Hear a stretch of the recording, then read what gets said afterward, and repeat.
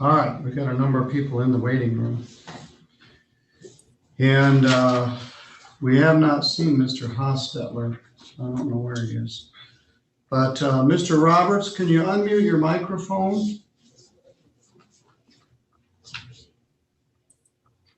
Larry? Yep, sorry. We have rover dogs, and I didn't want them barking in the background. Okay, you guys got lots of dogs over there. You're at your house on South Fisher Lake Road? Yep. All right, this is Judge Middleton. I'm here at the courthouse. Your lawyer, Mr. Kurt Richardson, is here with us. You're charged with some serious offenses, and the matter is set for a preliminary examination today. A preliminary examination is a hearing where it must be established that there's probable cause to believe whether a crime was committed and probable cause that you did it. You won't be found not guilty or guilty at a preliminary examination. In this case, the allegation is that you did engage in sexual penetration with someone whose initials were BM, who's under 13 years of age, and 2 counts of that. That is a felony punishable by up to life in prison. You have a right to have a preliminary examination. You also have a right to waive it. Your lawyer, Mr. Richardson, indicates you're going to waive the preliminary examination on these. Yes, sir. Is that correct? I'm sorry, it cut out for a second. You said what? You're going to waive the preliminary examination on that charge. Is that correct? Yes, Your Honor. Mr. Richardson, you confirm that? Yes, Your Honor. Mr. Roberts would like to waive his right to a preliminary examination for further negotiations in circuit court. You're not pleading to anything or admitting anything, but you are preserving your right to further negotiate the case. Ms. Davis, do you agree with the waiver? We do, Your Honor. All right, Larry, are you named after your grandfather? My first and last name, yes. Yeah. All right. This is the language. I, Larry Warren Roberts, understand I have a right to employ an attorney. I may request a court-appointed attorney if I'm financially unable to employ one. I have a right to a preliminary examination where it must be shown that a crime was committed and probable cause exists to charge me with the crime. I have a right to a preliminary examination where it must be shown that a crime was committed and probable cause exists to charge me with the crime. I voluntarily waive my right to a preliminary examination and understand that I will be bound over to the circuit court on the charges in the complaint and warrant. Is that what you wish to do? Yes, sir. All right, you posted a $15,000 cash or surety bond. You're still living at your mom's house on South Fisher Lake Road? Yes, sir. Are you employed somewhere? I am. I work at the Walmart in Three Rivers. All right, you keep doing that. I don't want you to have any contact with this complainant. The matter will be set for a status conference in the near future. You stay in contact with your lawyer, Mr. Richardson, and don't get in any more trouble until this is all sorted out. Yes, sir. Anybody else have anything else we should place on the record? No, Your Honor. Nothing further. All right, Mr. Roberts, you're good to go. All right, I'm going to remove you from the feed here. Thank you, Your Honor. And Mr. Richardson, you're good to go too. All right, Mr. George.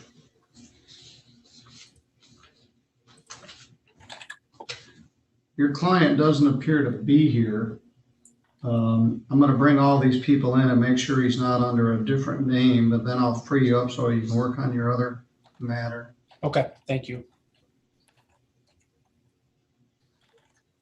Now we'll just have Luke to deal with these cases.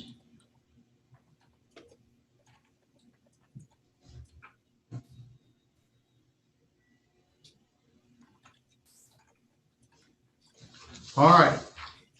Well, I'm going to bring everybody in. Our happy customers.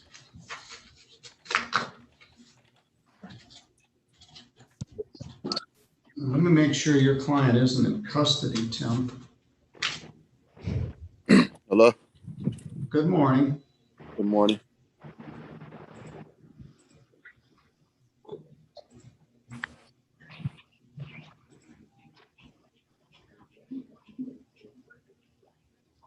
He's not in custody. So my inclination, unless we hear from him, is we're going to be issuing a warrant.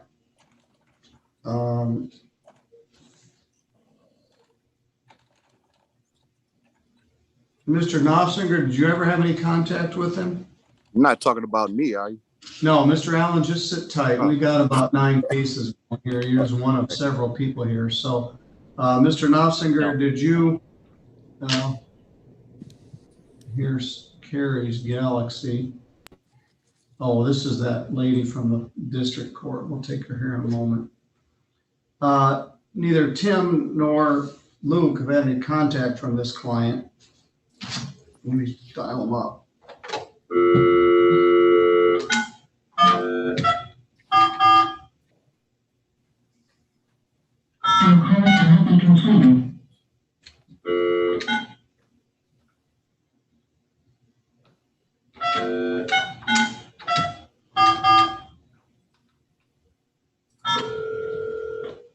Not doing too well.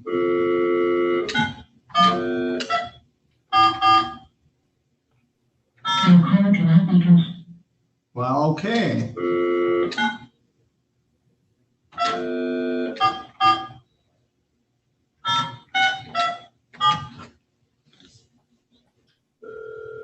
I'm sorry, but the person you called has a voicemail box that has not been set up. Well, he strikes out 3 ways.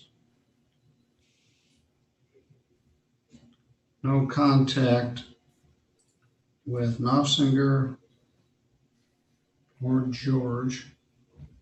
Tried to call with no luck.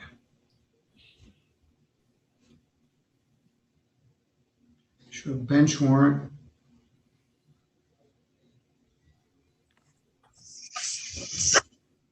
Bond, $5,000 cash or surety. See judge. Tim, if for some reason he does show up, he lives about 2 blocks from the courthouse. Somebody ought to go pound on his door.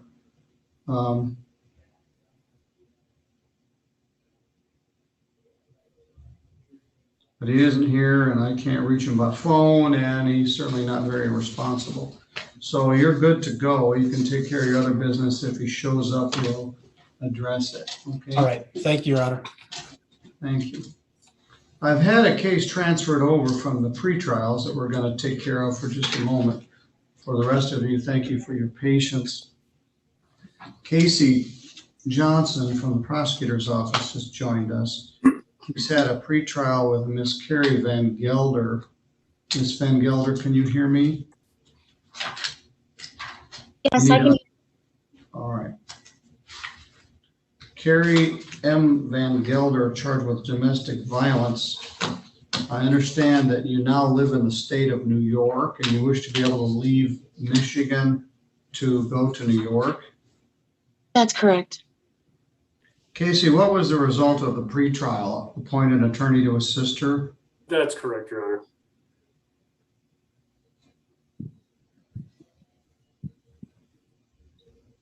All right, appoint an attorney, set attorney pretrial for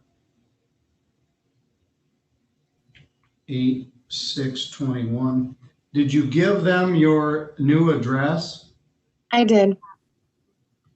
What city is it in? It's Buffalo, New York.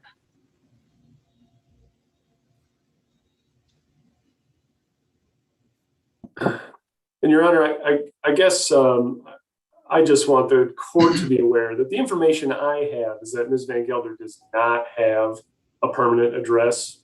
I had indicated to her that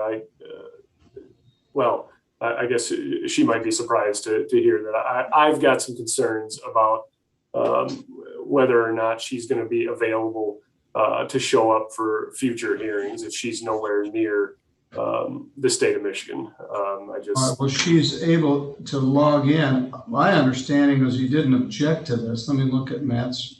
Well, I didn't at the time, and I took a deeper dive into the file and the information I have here, and which is why. So are you opposing the motion? I am.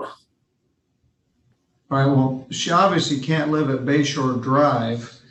Where are you staying right now? We've been staying at hotels, Who's we? me and my twin daughters.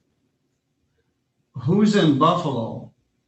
My apartment, we've lived there since 2017. So you've got an apartment in Buffalo you've been paying rent on? Yeah, my friend helps me.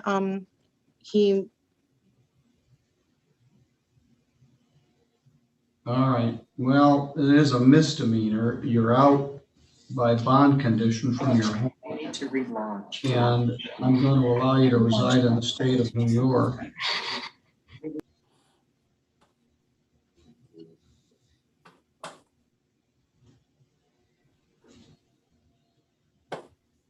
The prosecutor is skeptical, so the best thing you could do is prove him right, or prove him wrong, excuse me, and show up. You're not going to have to drive all the way back here from Buffalo for this pretrial. You'll be able to log in by Zoom just like you did here. Oh, my absence won't be an issue. I will be present. All right. All right, I will allow you to reside in the state of New York pending further disposition. Thank you. All right, don't make me look bad. I want you to show up for each hearing, see if this matter can be resolved. Absolutely. All right. I will do that. You're free to go. Thank you. Thank you so much. Thank you, Your Honor. All right, thank you, Casey, for coming in. All right, now we've kind of cleared the decks. We've got all prelims, and we've got all Luke Knopfsinger. So we've got Kenneth Allen is here. He also has a pretrial on open intox. We've got Christian Eckert, Cassie Gibson, Kenny Holderman on the feed right now. And Karen Johnson is out in the hallway waiting to be able to use the conference room. Chase Rome is here too. Oh, yes, and Chase Rome. Thank you, Mr. Rome. I want to leave you out.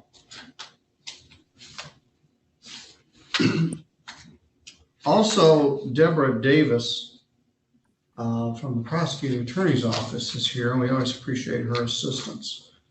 So let's deal with the people that are here. I'm going to go on the record. All right, we're here for preliminary examination, pre-exam conferences this morning. Mr. Luke Knopfsinger is here representing a number of defendants, and Deborah Davis is here from the prosecutor's office. I guess we can just go by these one by one. We'll just do preliminarily what they're going to do. Mr. Knopfsinger, what are we going to do with Mr. Holderman? Mr. Holderman, at this point, we're going to leave it on for preliminary exam. Ken, would you unmute your mic? I don't think it's muted. Can you hear No, me? not you, Mr. Allen, Mr. Holderman. Yes, sir. Your Honor, it's unmuted. All right, good morning, sir. You're here, you're looking good. You're charged with a domestic assault, third offense, which is a 5-year felony, and resisting obstructing police officer. Those are serious charges. It's set for a prelim next Tuesday. That'll be Judge Patterson's day. I've got sobriety court that day, but we're gonna leave it for prelim for July 13th at 1 o'clock.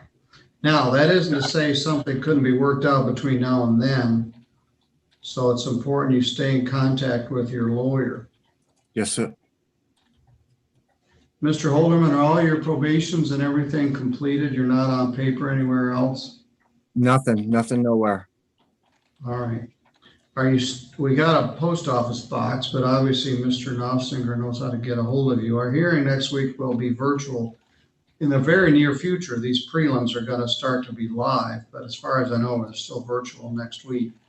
So you've made your appearance. We'll leave it for prelim. June 13th at 1 p.m. Continue to comply with your bond conditions, no contact with the complaining witness, no alcohol, don't get in any more trouble. Yes, See sir. you next Tuesday at 1 o'clock. All right, Thank you. Mr. Holtman, you're good to go. Thank you. All right, Mr. Allen was here bright and early this morning. Let's talk to him. Mr. Allen, can you hear me? Yes, sir. Mr. Allen is charged with resisting obstructing a police officer. He was also charged with open intox, and he was here at 8:15 on that open intox. And I just told him to come back at 9, and he did so. Mr. Allen, you're charged with resisting obstructing a police officer, which is a felony punishable by up to 2 years imprisonment. And you're also charged with having open alcohol in a motor vehicle. Mr. Knopfinger, what's the status here? Yeah, I haven't had any contact, so I would, at this point, I don't know what direction we're headed. All right. All right, Mr. Allen, I appointed a lawyer for you at my expense. The least you could have done is call him up. I'm going to put you in the waiting room, and then we'll come back and have you have an opportunity to talk to your lawyer. So now is to put you in the waiting room. Don't go away. All right. I think the next person to check in was Mr. Rome. Good morning, sir. Morning, Your Honor. Mr. Rome is also charged with resisting obstructing a police officer and driving suspended. What do we know about this one? He actually has 2 files open, Your Honor, and Just a minute. I may be missing one. Oh, wait a minute. Yeah. Resisting obstructing a police officer, driving suspended, assault with a dangerous weapon, 3 counts. And that is file 211312. So there's a lot going on here. I'll go to you, Luke. What's the status here? Unfortunately, I haven't had any contact with Mr. Rome, so I'm unsure of the position that we're going to go. Your Honor, the people are asking to address bond today as well. I was advised by police from last Thursday, July 1st, that he was in a pursuit out of Indiana that ended in Michigan with a traffic crash, where he then again ran from the police. He's alleged to have then told the police that he had just shot up meth. He had a syringe in his pocket. It's coming as a blue sheet warrant request because he was taken to the ER for a suspected head injury, but clearly he seems to be capable now. And the fact that he hasn't talked to his attorney and he's got more criminal charges, the 2 cases already open, plus a couple of misdemeanors, I believe, that are open. We'd ask to have him remanded to the St. Joseph County Jail on a bond violation. I'm here at court, though. It doesn't make any sense. I'm showing up. I'm trying, you know what I mean? Well, all right, we're going to have to address this, but you're on notice. They want me to put you in jail pending a prelim. Now, maybe you haven't contacted your lawyer because you got in a traffic crash and you were in the hospital. I don't know. I've definitely been recuperating from that, sir. And all right. The other option is for them to just issue a warrant and arrest your butt for these new violations. I'm not sure what's going on there, but anyway, we're going to discuss it further. Don't go away. I'm going to put you also in the waiting room. So there's a lot going on with him.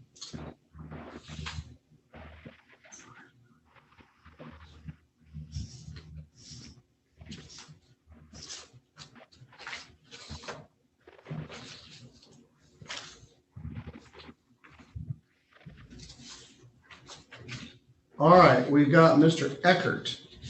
What's the status of him? Your Honor, at this point, we're going to leave it on for preliminary exam. All right. Mr. Eckert, could you unmute your mic? I think I'm unmuted. You are. Good morning, sir. You're Christian Andrew Eckert. Yes, Your Honor. Well, you're charged with assault with intent to do great bodily harm, which is a serious charge. It's punishable by up to 10 years imprisonment. Oops. It's alleged that on or about May 26th and 27th, you assaulted Heidi Schwartz by strangulation, and that's a 10-year felony, and there's also a charge of domestic violence or domestic assault.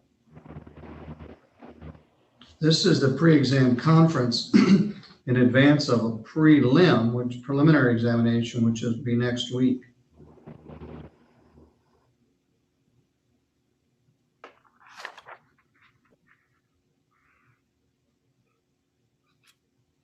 Set for prelim 7/13/21 at 1 o'clock. Mr. Eckert, are you still on 2nd Street in Burr Oak?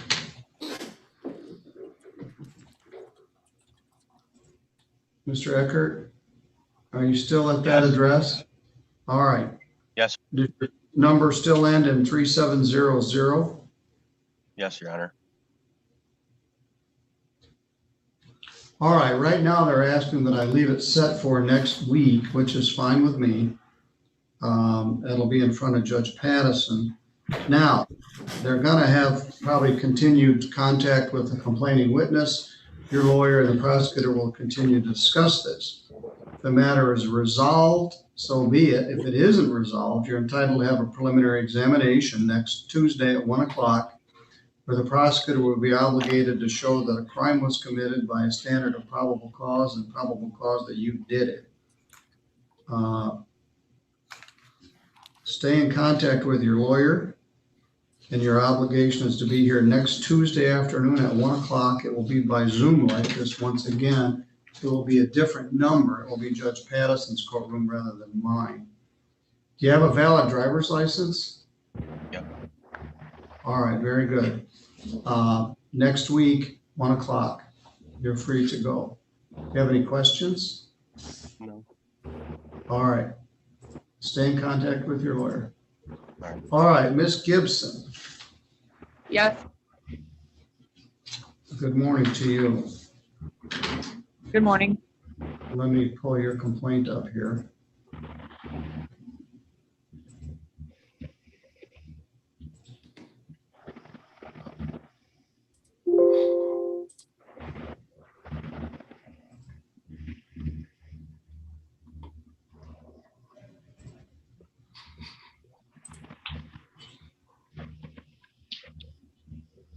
This feels like Monday to me,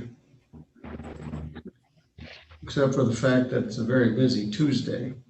All right, this is file 201136. This stuff allegedly occurred a year ago on June 3rd of 2020. They allege that you did buy, receive, possess, conceal, or aid in the concealment of a stolen Nissan Pathfinder. That is a felony punishable by up to 5 years in prison and a fine of up to $10,000. You're also charged with possession of a firearm by a felon, which is a 5-year felony and or a $5,000 fine and requires forfeiture of a weapon. You're charged with possession of ammunition by a felon, and you're charged with being a forfeiture offender. For reasons I don't understand, they didn't charge you with felony firearm. Possession of a firearm during the commission of a felony, which carries a 2-year prison sentence. Anyway, this is bad enough. You're charged with being a 4th felony offender on a 5-year, which I believe makes it a 20-year maximum offense. Mr. Nostinger, what's the status here? At this point, I believe there's some body cams that would be helpful in this case. So And I don't believe that they've been received yet. So we're going to leave this case on for preliminary exam. They haven't been received by the prosecutor or by you? I haven't received them. I don't think the prosecutor has either. Am I correct about that, Debbie? That's correct. Luke brought up the issue of the body cam evidence this morning, so we did request it from Three Rivers, and generally, if they have it, they get it to us same day. So we will get it to Luke as soon as possible. Yeah. Well, this only happened a year ago, but. And as soon as we get those, we'll make a determination. Okay.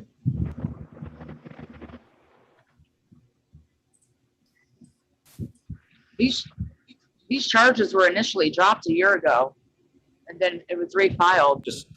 All right, well, okay, don't say any more. I can't. Okay. There's a lot of no charges filed June 23rd of 20, dismissed without prejudice, dismissed on motion of the prosecutor. That was in June. Then they authorized a complaint. Did you get arrested twice? Yeah. All right, stop. I hate that. I hate when you get arrested, they dismiss the charge, they authorize a new charge, and you get arrested all over again. But we sent a notice to appear and you didn't show up. I was in So jail. I'm gonna issue a warrant. And anyway, I don't like when this happens, but all right, we'll leave it set for prelim. This has got a tortured history. You were in the Allen County Jail in Indiana, but you're here now. Yeah. Where are you living? Are you in Fort Wayne? Yes, sir.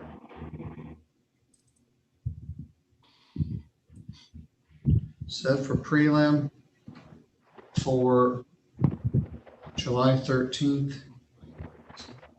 at 1 o'clock. All right, stay in contact with your lawyer. I've got a nice picture of your ceiling. I can't see. Sorry. Sorry. See, you've got an entourage there with you. Yeah. All right.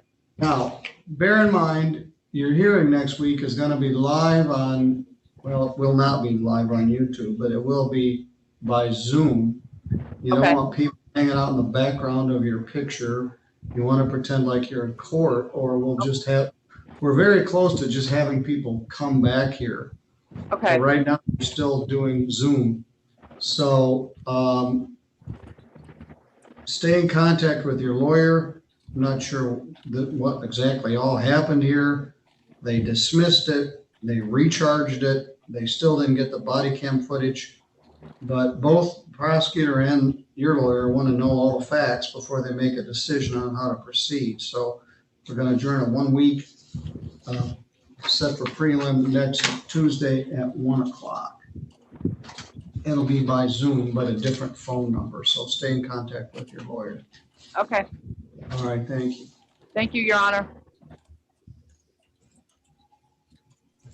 Guess those people wanted to be on TV. All right, we got Mr. Rome and Mr. Allen, and Karen Johnson is somewhere outside. We're gonna have to deal with Mr. Rome's circumstance. Let's talk about the people that aren't on the feed while we're waiting and see where we are. Look, it's very helpful. Now we're down to just one lawyer, so we haven't got people backed up. Christopher Champagne, file 211284. That was a conflict that I sent to Paul Gibson. Does he know that? He does, yeah. I sent him, I was looking through the file this morning. I sent him he agreed to substitution. I sent him the draft substitution of attorneys on. Well, I don't have Mr. Gibson. I don't have Mr. Champagne. Let me look, see if he's in custody. In custody? I feel like he might be in custody. I think he is. He's in the Champagne room at the jail.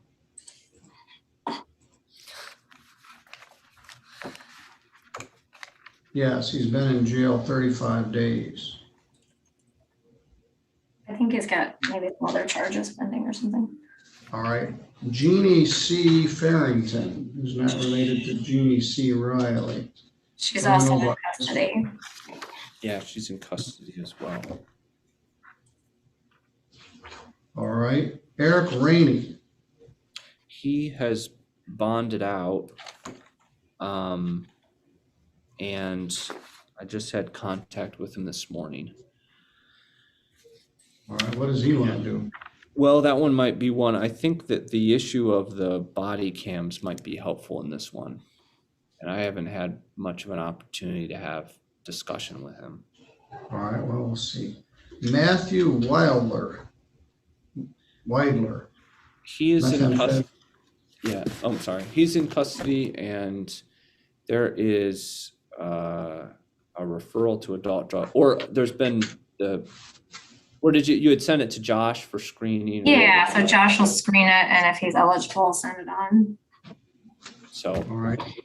Then we've got Keith Thomas from Blue Island, Illinois. Is he in custody? He is. He's on loan from the Illinois Department of Corrections. All right. Luke, it looks like we sent the evidence.com stuff, all the body cams on Rainey back on the 28th. So check your Cerebus account. Did I? Oh, it's on. Okay. Yeah. Okay. So there should be photos and then body cams from the 3 officers. Forget to check that thing. Yeah. Very good. Very good. Also, Karen Johnson is in the in the conference room. Have you spoken to her? No, I haven't. I'm glad she appeared, however. Well, let's bring all these people in. We'll do Mr. Rome last because we're going to have to argue these bond issues.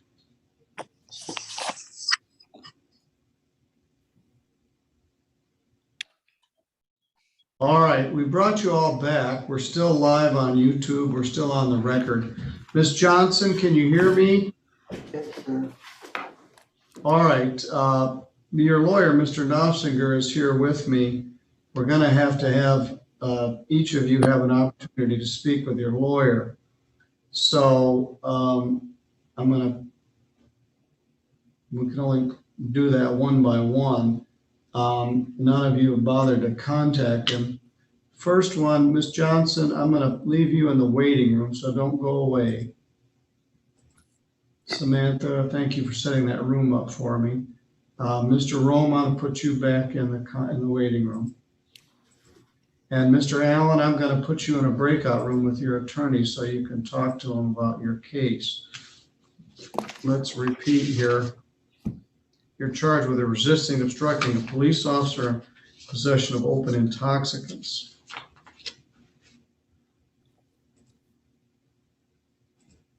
So sit down and get comfortable, and I will have you talk to your lawyer. Okay.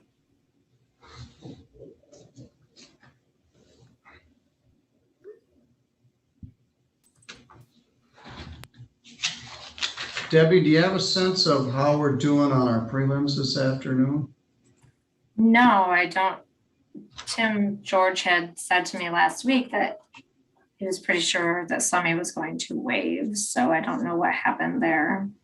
Then we have Cameron Hope, Matt Bedford, and Austin Wallace. We can ask Luke when he comes back.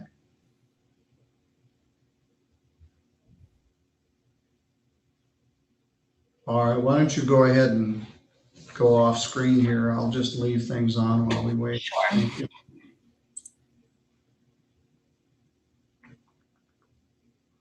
Okay, this is the part where we wait. Require depth at waiting.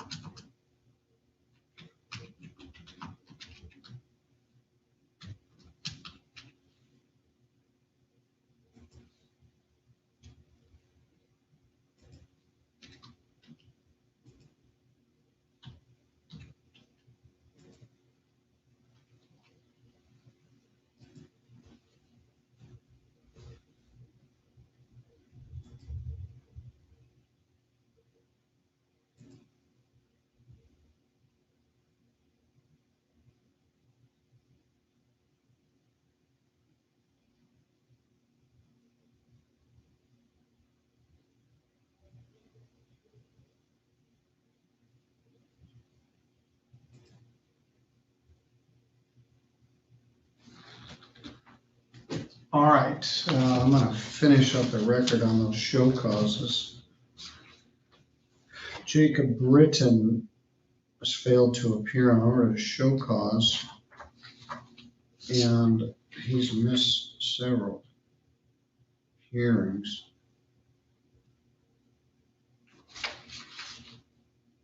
I was quite upset, but he's not here.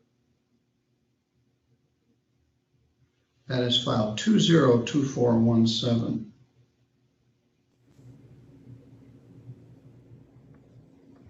And we are going to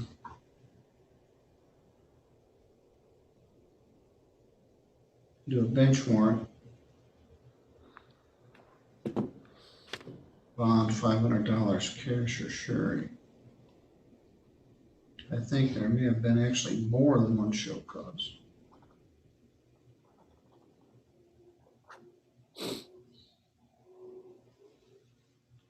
Morning, Luke. I'm going to finish a little business here. Yeah, you're fine.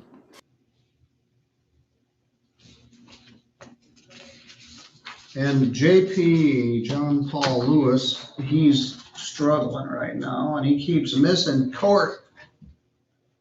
And I've tried calling him, and maybe I'll call him and let's see if I can. We'll come back to him. All right, let me close the breakout room.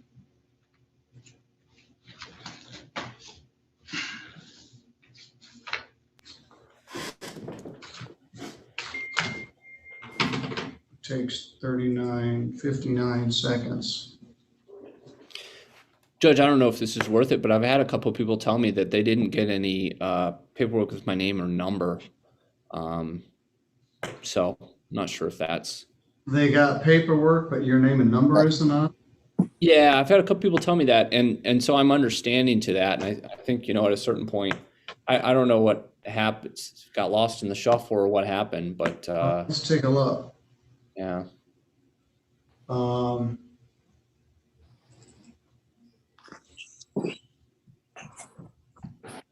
don't know if it helps, but I have all the paperwork here that I got. Okay. From the oops. Looking at the wrong case. Mr. Allen. Oh, wait a minute, that's the misdemeanor.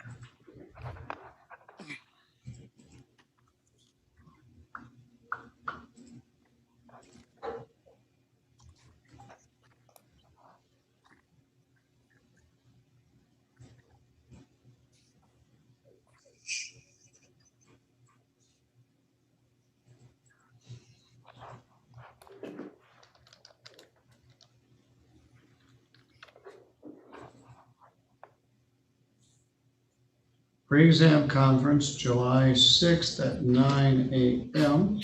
So we got that at the jail, and your name and number is not on it. And that is, I don't know what address that's at. Let's see. Notice.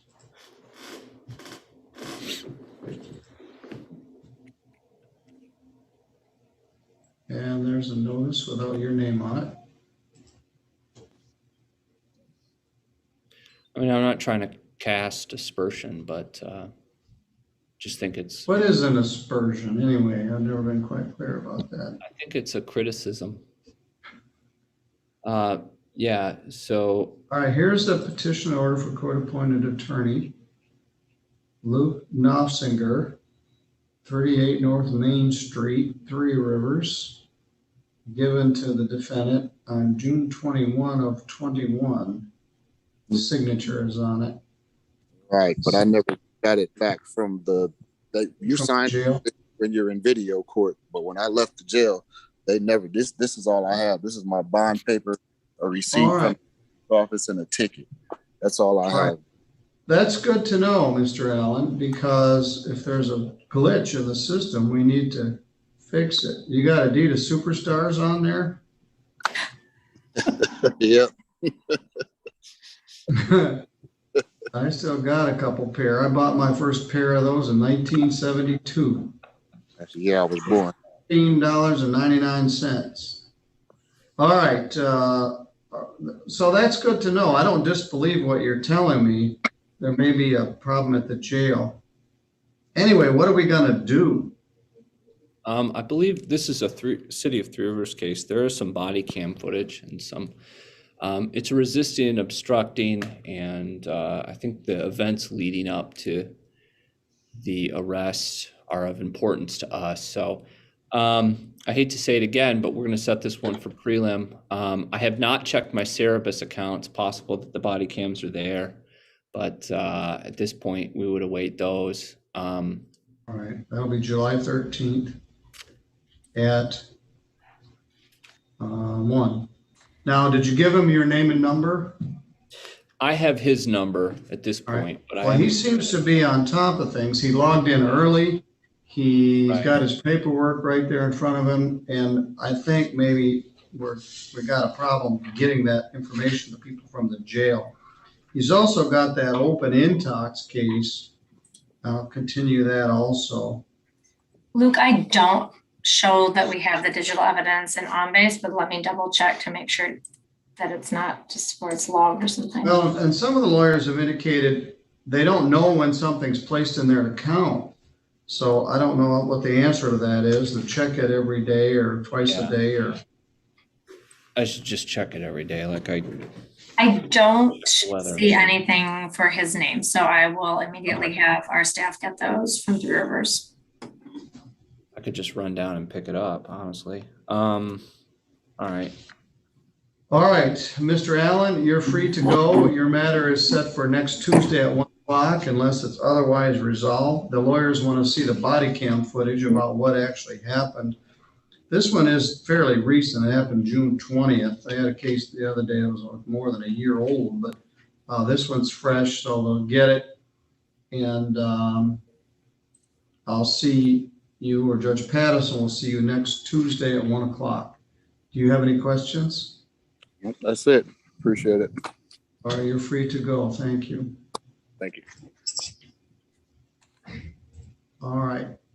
Luke, as you can tell, Miss Johnson's somewhat agitated. She has some mental health issues.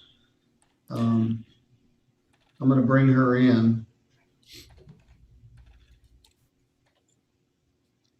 I have not met Miss Johnson. I have.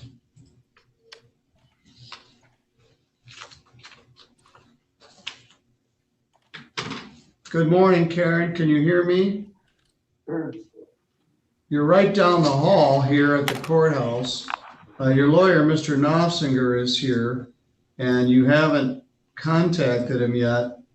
Did you get notice from the jail about how to contact your lawyer? No, I don't. All right, well, we're not sure what's going on here. Anyway, I'm going to put you in a room where you can talk to your attorney. You're charged with aggravated stalking. Let's talk about this.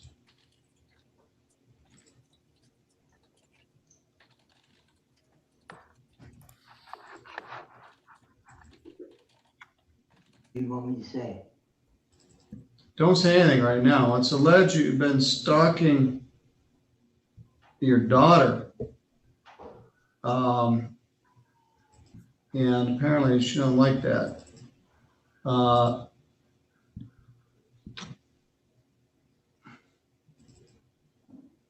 It is a felony punishable by up to 5 years imprisonment. I'm going to let you talk with your lawyer, Mr. Knopfinger, and see what we're going to do here. All right. You might have to push this button that says join. Keep an eye on the screen there. You see that? Yes. All right, push it.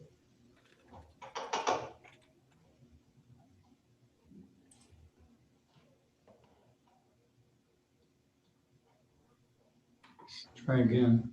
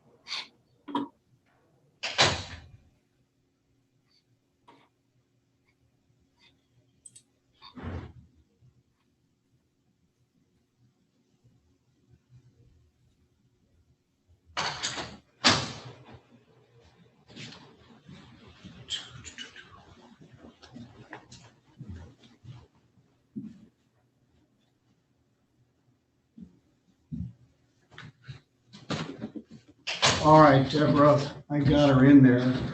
In the meantime, could you check on what the status of the warrant is on Chase?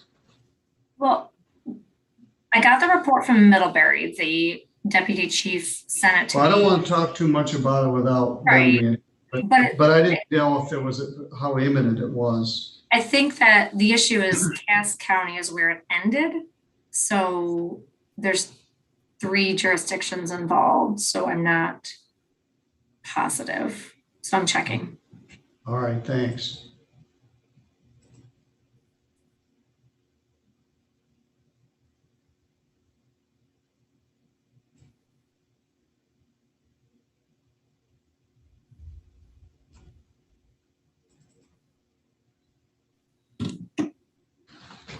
Let me see if I can wake JP Lewis up.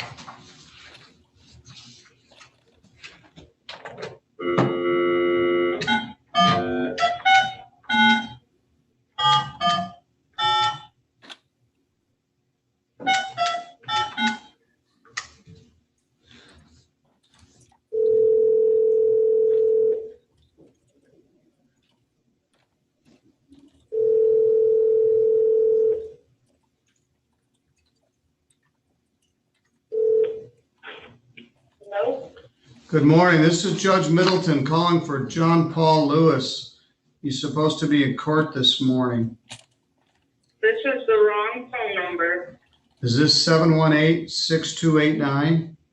Yes, but my name's Kim and this is my phone number. All right. Do you know JP? No, I do not. All right. 718-6289. Yep, that's my phone number. All right. Thank you. You're welcome. Bye. Bye. Well, all right.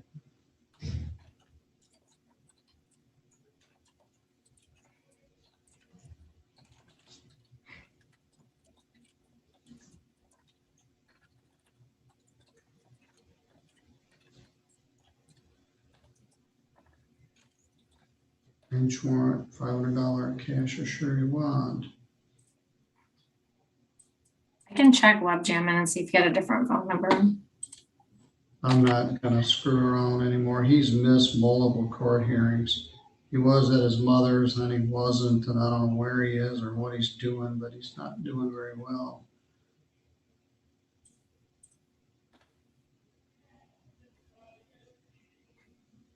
He was up for arraignment on something today? He's a show cause. He failed to appear, and there was a complaint filed, and we had a pretrial. This is another one of those where he got arraigned. We didn't have a charge. I had a guy this morning. I'm going to read a bit reserved here. I'm very frustrated without having prosecutors at the arraignments. I set like 5 pretrials this morning, but I had a guy who was theoretically charged with embezzlement, and there was no charging document. His name was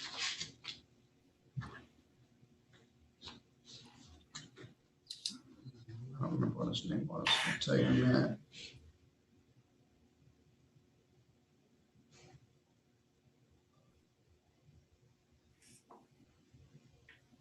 And I don't mind so much, but these people have been getting arrested twice.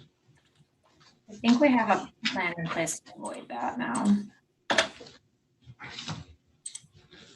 Good. His name was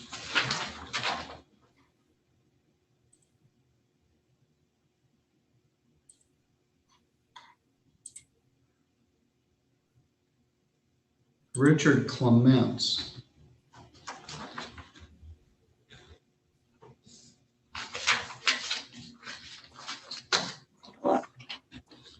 I'm going to finish a couple other cases this morning. Jamie Blair of Hillsdale filed 201433, failed to appear. I was talking about this morning. Were you on the feed when I talked about 41 of the 114 people in jail have a fail to appear component? No, I didn't hear that, but.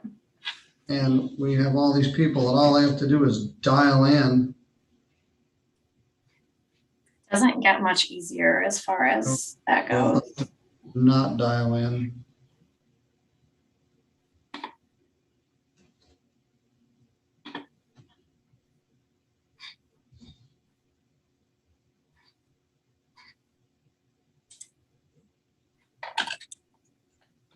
Jamie Blair, we're going to do a show cause first. Don't have a phone number. It's a 2020 case. 3 hours ordinance.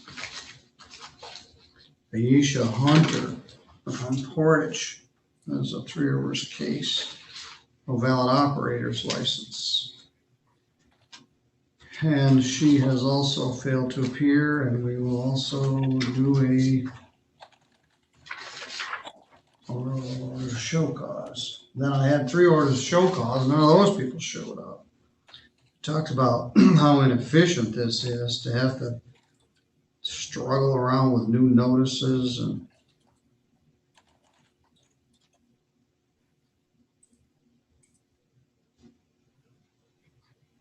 no phone number here either.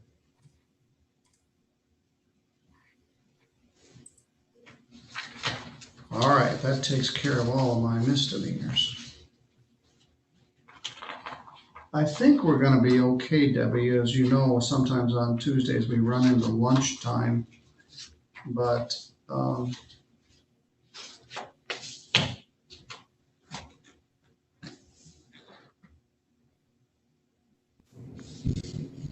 right, I'm going to have to bring Ms. Johnson back.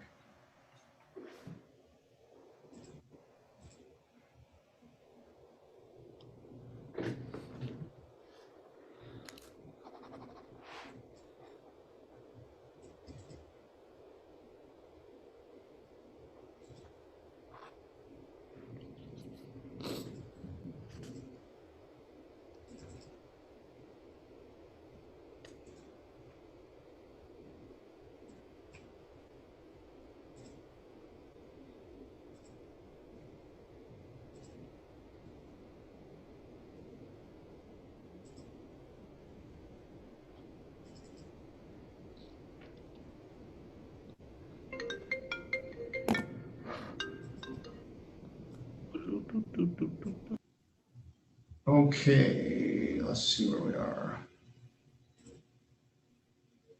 This will take us 59 seconds. She won't know how to turn it off.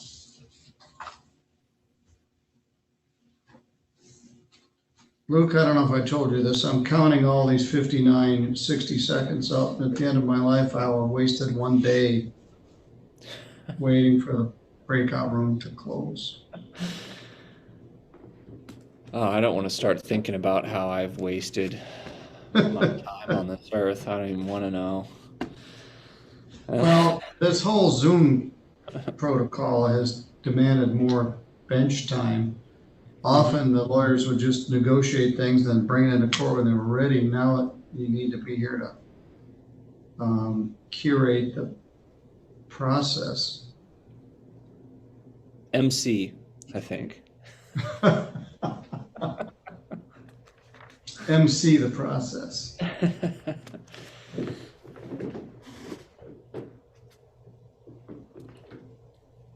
All right. Good morning, Ms. Johnson. Can you hear me? Sir. We're back. Deborah Davis is here from the prosecutor's office. You can see her on the screen.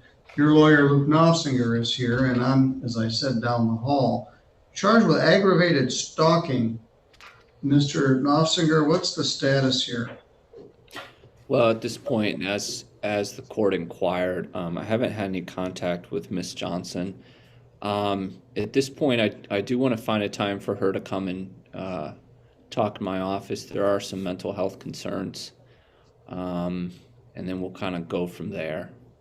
I wouldn't be opposed to adjourning it if the court and Ms. Johnson were okay with adjourning it to give you time to do that and perhaps get her in for an evaluation. Yeah, that's fine.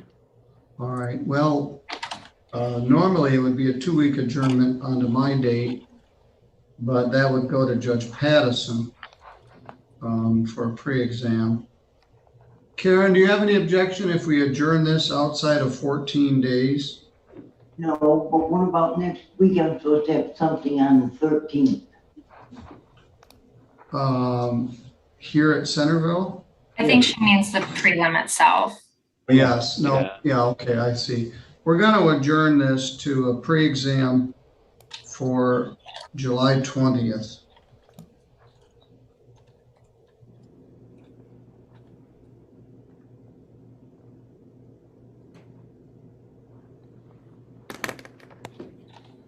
At 9 a.m. and a preliminary examination if needed for 7/27. I'll be back by then. Karen, are you still living on 4th Street? Yes, sir. All right. So did you set a PC on the 20th? Yes. Okay. It's important that you have an opportunity to sit down and meet face to face with your lawyer, Mr. Knopfsinger. It's hard to do on a short-term notice here at the courthouse. How did you get over here today? I took the bus. All right. Well, I appreciate your conscientiousness about dealing with this. I don't want to get too much into your CMH stuff here on this record, but whatever you're doing with them, I want you to continue to do it. All right. This matter is adjourned to July 20th at 9 a.m. That's 2 weeks from this morning. All right. You're good to go, Karen. Okay, thanks, sir. You're free to just go. All right, let's bring Mr. Rome back.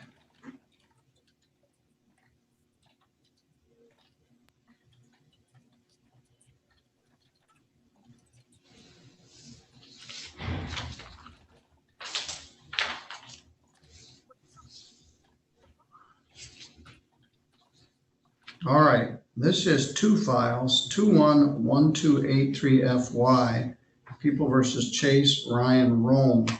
In that case, it's alleged that on or about June 14th of 21, he was charged with resisting and obstructing a police officer, driving suspended. Second offense. In file 211312FY, he's charged with 3 counts of assault with a dangerous weapon, allegedly having occurred on or about June 23rd. Let me bring these up.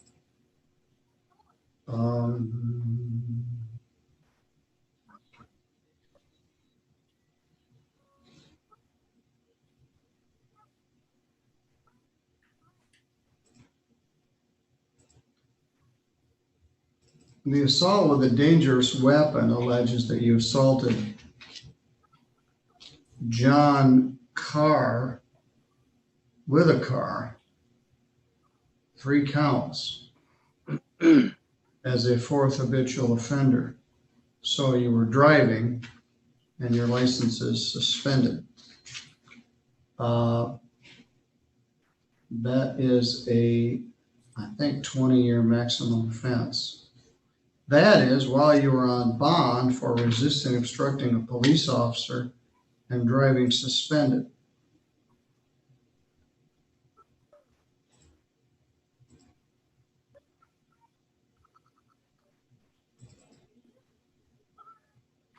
It's alleged that you endangered Matt Hansen, a 3 Rivers or White Pigeon officer.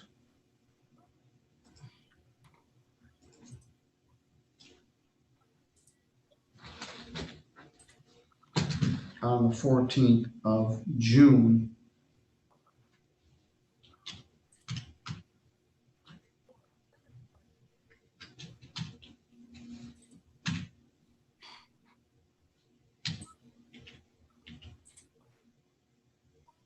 You also have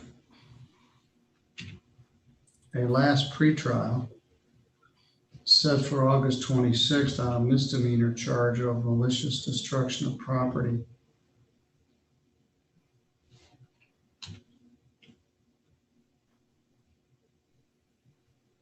And that is in file 211283. And then it's this one. another driving suspended charge in 21-46.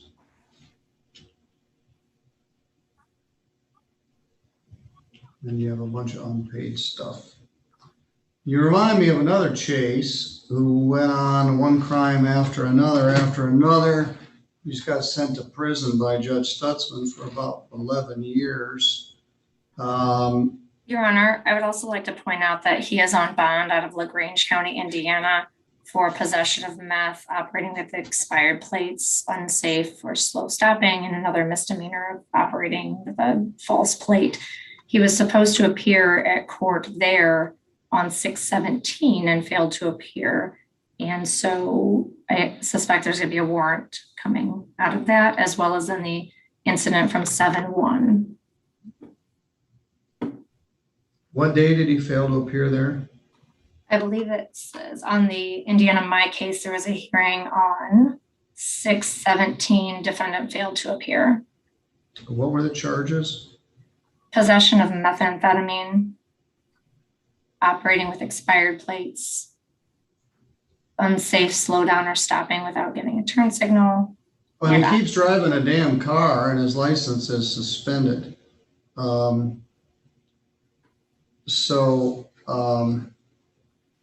Then I'm not clear what my authority is here. The prosecutor has made an oral motion to amend your bond. Your lawyer got no notice. There's no evidence. These are simply representations made by Ms. Davis as an officer of the court. But she's representing that you failed to appear for a felony hearing in LaGrange County. I have no warrants there, Your Honor. All right, I don't. That's correct. Not a warrant showing yet. All right, and then what is the date of this new conduct that's under investigation? 7/1/21. I did email the police report to Mr. Knopfsinger that I received this morning from Middlebury. Did it go through St. Joseph County? It did, in the Montville area.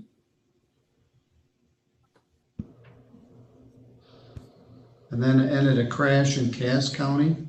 Correct. And then Three Rivers K-9 unit went to help find him. Did he go to the hospital? He did. Mr. Rome, what hospital were you in? Three Rivers. I wasn't real coherent during all this. I just. All right. Well, don't say any more about it. Okay.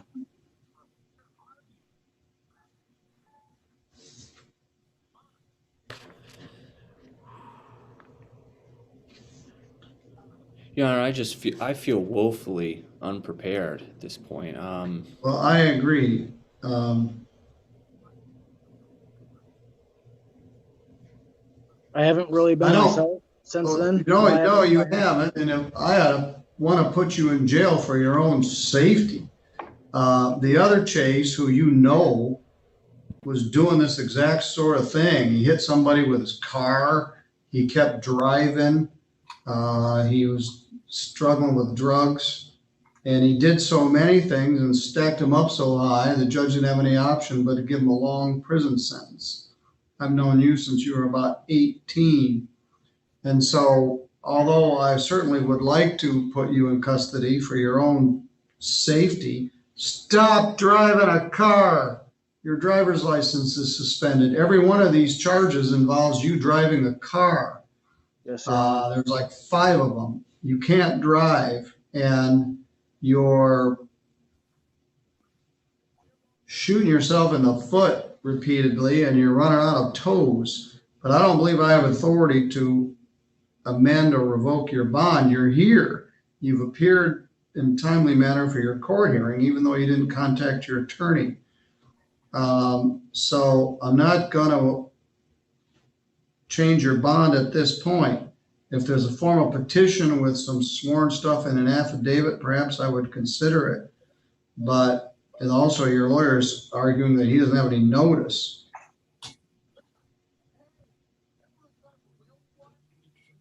I may regret this if you do some other foolish thing between now and next Tuesday, but as much as I would like to do what they're asking me to do, I don't think I have enough on my plate to do it. So we're going to set this for prelim, both cases. Your Honor, does he have an updated address and phone number for his attorney? We would like to have that as well. I would Well, like let me finish this part.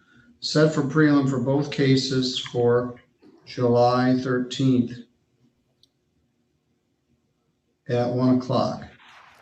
My phone was in the truck, so I don't really have a number right now. All right, you're to be here live in person. You're to be at the courthouse, not by Zoom.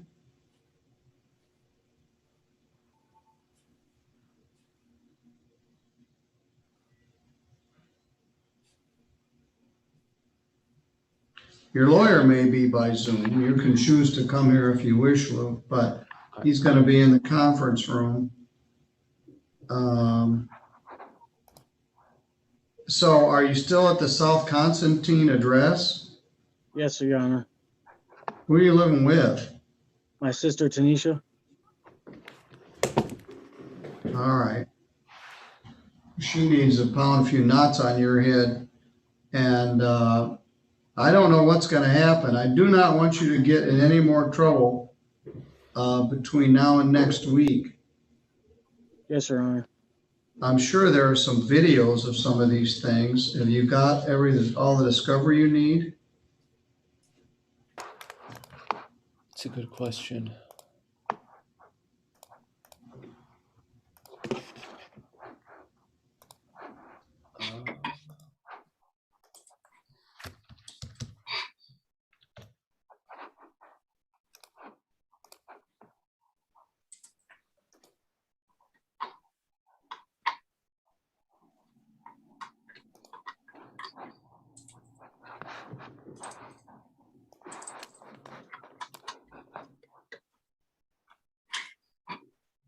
It looks like there was discovery sent, should be in your service account from 6/24.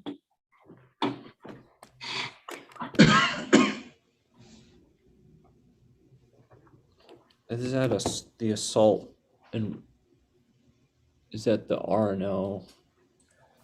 The RNO was on a White Pigeon. I'll get with White Pigeon to get that. Okay.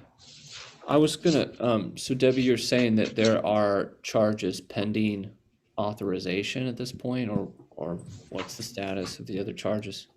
So Cass County was where it was alleged to have ended. I have not spoken with Cass County, but it did go through St. Joseph County. White Pigeon Police were involved. So I'm reaching out to them to find out what their plan is. It was my understanding from the Middlebury officer that they were going to blue sheet warrant request because he was going to the hospital. So they didn't arrest at the time. And maybe you're awaiting that blue sheet, or okay, all right. Well, I was going to suggest if we're knowing full well that there are going to be other charge, well, we can talk about this. I'll certainly talk to you before the end of the week. Sure. Also, I don't know what his medical status is. Do you have more medical appointments, Chase? Yes, sir. And I'm also in tune with Berrien Springs to attend a rehab facility. You need a rehab facility, but that does not excuse your obligation to be here at the courthouse next Tuesday. I think that's exactly what you need, but you got a lot of balls in the air. There's 2 misdemeanors set for last pretrial in August. And in every one of these things, you're driving. There's these 2 felonies, one on June 14th, one on June 23rd. And you got arrested on both of them on June 23rd. And somebody keeps posting a very substantial bond. And this is a surety bond in $30,000 and $2,500 in the other. So somebody put up a lot of money. So there is a substantial bond already posted, and you've appeared. So there are allegations that there are other violations, but right now that's all they are. It's your obligation to be here at the courthouse, no matter what happens, next Tuesday at 1 o'clock. All right, you're good to go. Thank you, Your Honor. All right. Okay, I can't tell what I'm seeing. Oh, it's the back of your laptop screen or something. It made it look like you had a floating little something in the screen. All right, so we've got a number of people in custody. Do you want me to just get those people? Now, I don't know where Paul Gibson is. I'm gonna send him an invite. Yeah, and I thought that Holderman case too had a Branch County. We can figure that out. I have three in custodies, Your Honor. All right, we'll dial him up here. Mr. Rainey has bonded out.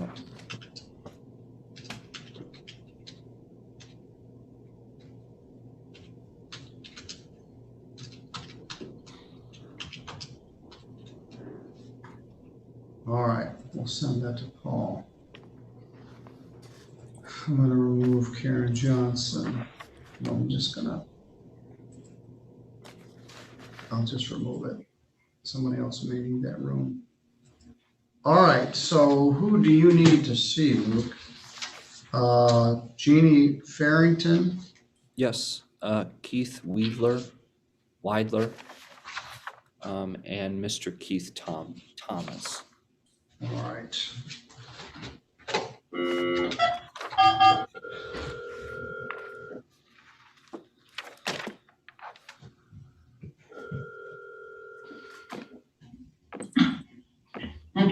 Good morning, Booking. How are you? Good. How are you, sir? Good. We're trying to get our custody folks taken care of. Here's who we need to see. We're going to need to see 3 of them, and Luke's probably going to have to talk to them in the breakout room. So let's start with Keith Thomas. Okay. Then we'll do Jeannie C. Farrington, and then we'll do Matthew Weidler. Okay. Oh, yeah. All right. All right, thanks. Then we got a couple others, but we'll start with these 3. Okay. Thanks. Yep. Bye. Okay. Champagne. Let's see about Eric Rainey. I got a phone number for him. I did just speak with him this morning too. That's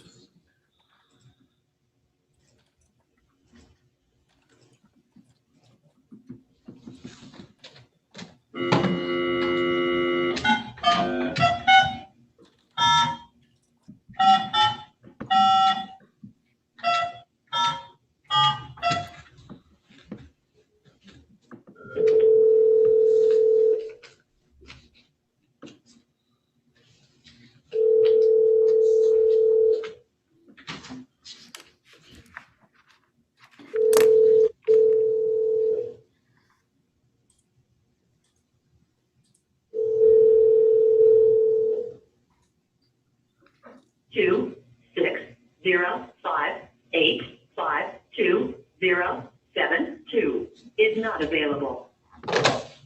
He's not available. You better get his booty in here. He's got felony firearm charges. Or should have felony firearm charges.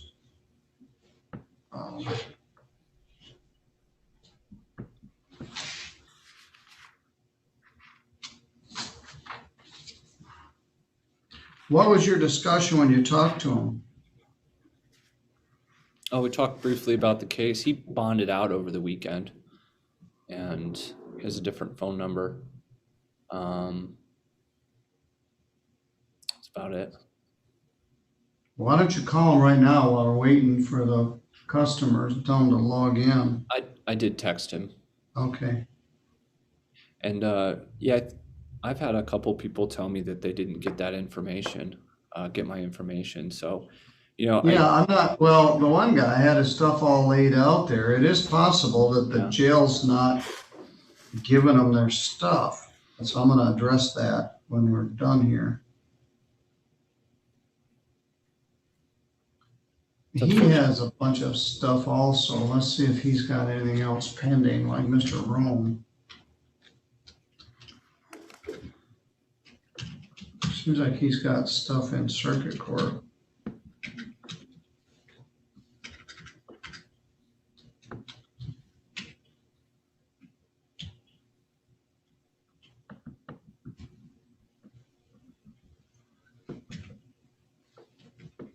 No, it doesn't look like anything other than this.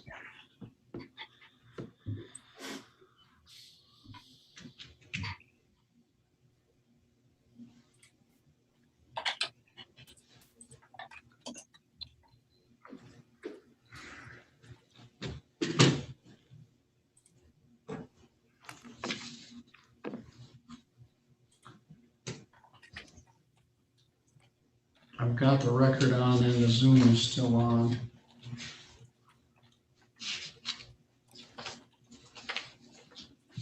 I'm going to get rid of my misdemeanor stuff.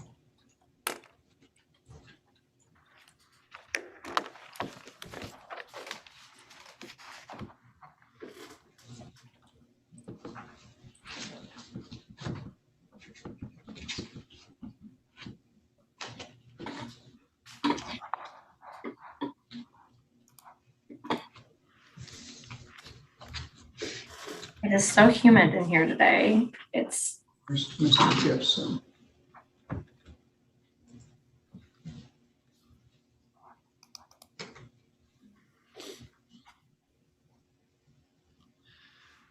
Yeah, it's been. Yeah, just look what it done to my hair. Same. It's terrible. Shouldn't have even curled it today.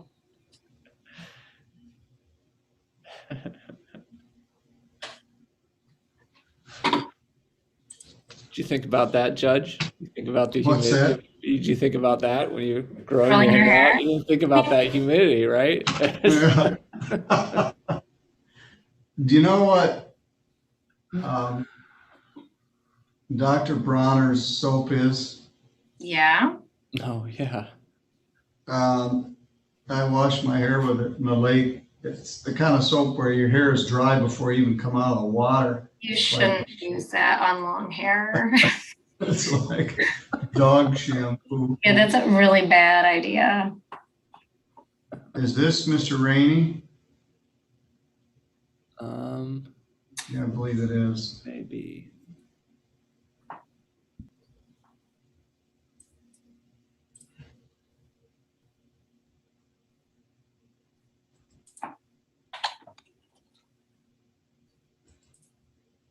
Good morning, Mr. Gibson.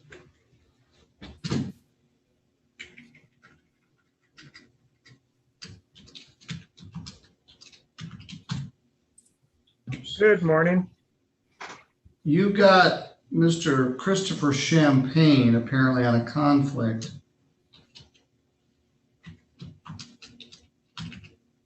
And he's in custody. Have you had a chance to speak to him yet? Not yet. I'll have to give a call over to the jail, I believe. Well, I bring him in. Hey, Eric, would you unmute your mic?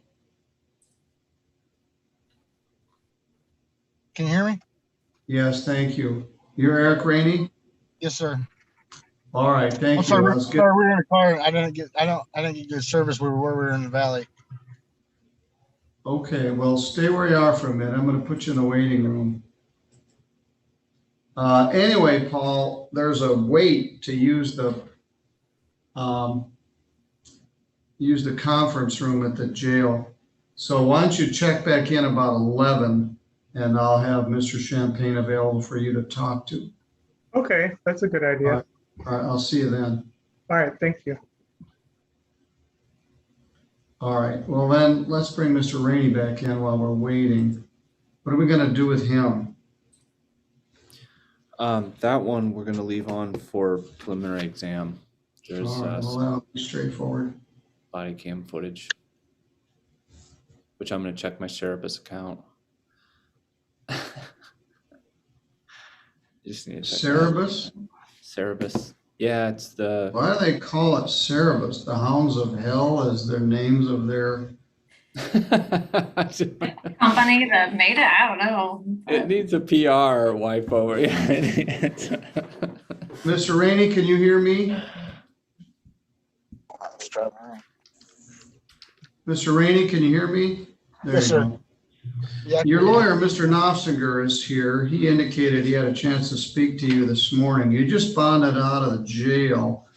Did they give you the paperwork with your attorney's information on it? I got some of my bond paperwork right here. Well, you got it now. Your lawyer wants to see the footage from the police body cameras. So we're asking to set this for a prelim. Okay. For next Tuesday, July 13th, 21 at 1 o'clock. I tried to call your number and it didn't work, but Luke tells me he's got a correct number for you. Yeah. And so stay in contact with your lawyer. I will do. Is this Three Rivers PD also? Sturgis. Okay. All right, Mr. Rainey, they want to get the body cam footage, but I'm not sure of how this applies. They also could amend this to charge you with felony firearm. I'm not sure why it isn't in there now. But well, they can't attach felony firearm to CCW. I guess that's why it isn't there. The other one with the auto theft. Auto theft. No, that was a different case, not yours, someone else. Oh, okay. But anyway, you're charged with carrying a concealed weapon, possession of a firearm by a felon, 2 counts, and possession of a dangerous weapon. So none of those are a good plan. No. All right. I had a Don't say anything about it. But I want you to just stay in contact with your lawyer. This matter will be set for a preliminary examination next Tuesday at 1 o'clock. Are you still on Sunnyfield Road? Yeah, that's my dad's address. I get my mail there. All right. Stay in contact with your lawyer. You're free to go. All right, thank you. I'm not sure what's up with Sergeant Heath at the jail. I didn't tell him it was for Deborah Davis. If I had, That was your mistake. Don would have totally just had him They there. always just jump right to it. When I say it's for her, when it's for me, it's like, we'll get around to it. Luke, you're gonna have a lot of prelims next week. I'm on vacation next week, but I'm coming in on Tuesday, which makes for not a real good vacation, but I won't be doing any of this. I may be late to sobriety court, Your Honor. I should just tell you. Yes, that. I think I probably won't see you next Tuesday. Yeah. This is the last time I take a duty week after a holiday. I used to find that duty weeks after holidays were actually lighter. So Actual duty weeks at Christmas time aren't bad. Yeah. But yeah. I used to have that after 4th of July one. I never thought it was that bad. You just have a kind of mix. well, yeah, it's like a couple of weeks after the 4th of July that's bad. But when you don't have a Monday to get your cases prepped, you just show up Tuesday. And so it is always a problem on those Monday holidays. They're one day short. There weren't too many of them. But that, yeah, I believe. We're not in real bad shape right now, but as soon as the room comes in, I will put you in a breakout room, and then I'm going to take these misdemeanor files out. Okay. Yeah, I appreciate that. I'll have to talk to Oh, Farron. Luke, you do have a prelim for this afternoon, Austin Wallace. Yeah. Do we know what's going to happen with that? No, not at this point. Okay. Yeah. I'll be here.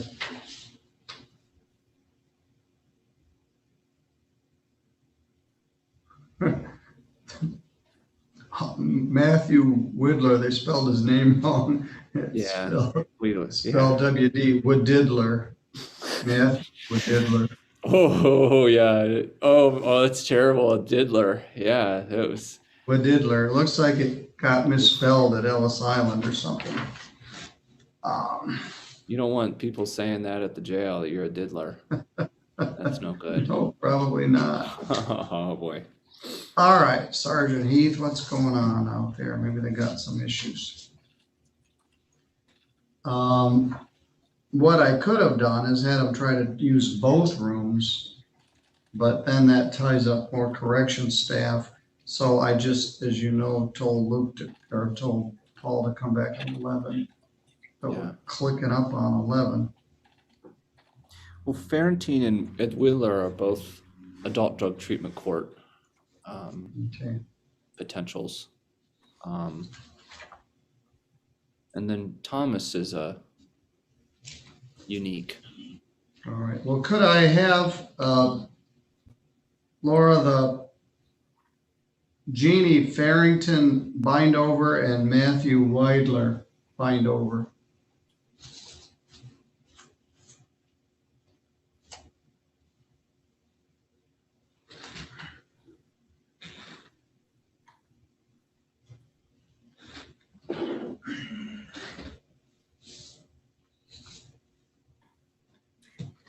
Absent these kind of, go ahead, Deborah.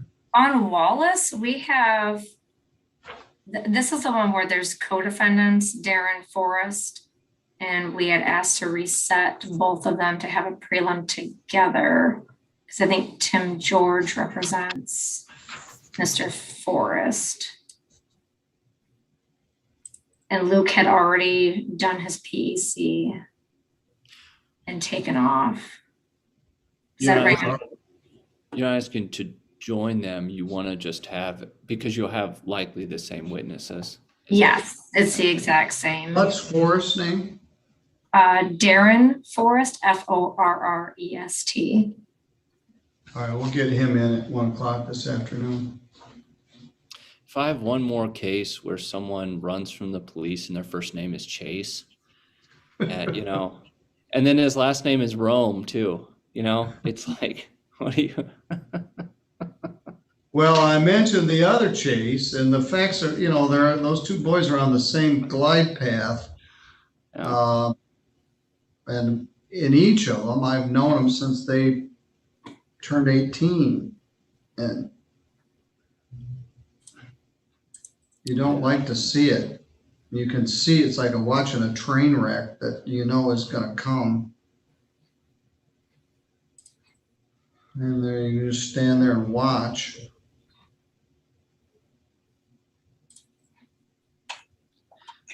Debbie, we'll have to talk about Thomas.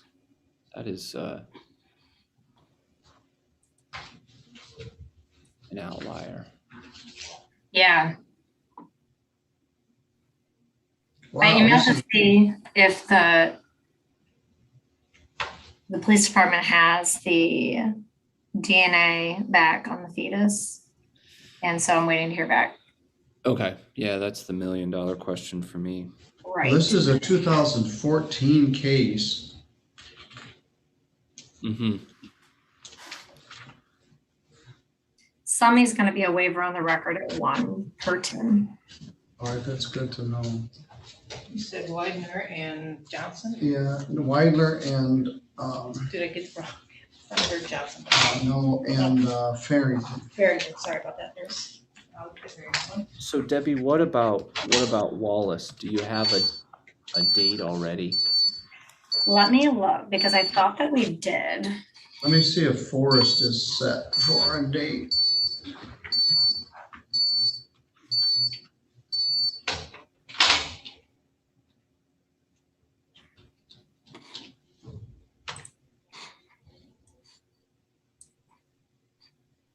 PEC. I don't think Forrest has a date. He's set for a prelim 7/20.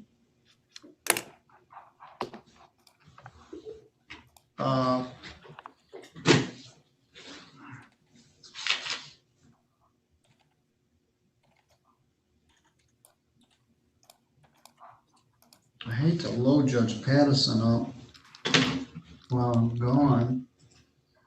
But the co-defendant is set for 7:20 at 1. So that would be the logical time to put it. Is the PEC set for the 13th then? I don't know if we had another PEC. I think it's just gonna go Okay. prelim. Yeah, it's just set for prelim. Okay. Reset PEC 7:13. Pre-Zoom conference 7:13. Prelim 7:20. All right, I see that. I have a schedule conflict on the 13th, and I shouldn't have asked. Well, And I mean, I don't, we can Well- take care of that early, probably. Well, we wouldn't set him for a, you want him to set him for a PEC or a prelim? Well, the prelims are set, or his force is set for 7:20. But if Yes. he has an issue with the PEC on the 13th, we can, if the court is okay with it, I'd be fine with just dealing with his PEC the day before or whatever. Well, are we resetting him for a PEC or setting him for a prelim? Well, it looks like the other one is set for a PEC and a prelim. So We just do maybe we it. Yeah. set them both. Deborah, I understand you inherited this other case on Thomas. Yeah. They don't know what the DNA test is 7 years later? I don't, it's a paper file, so I've gone through it and I can see that it was preserved.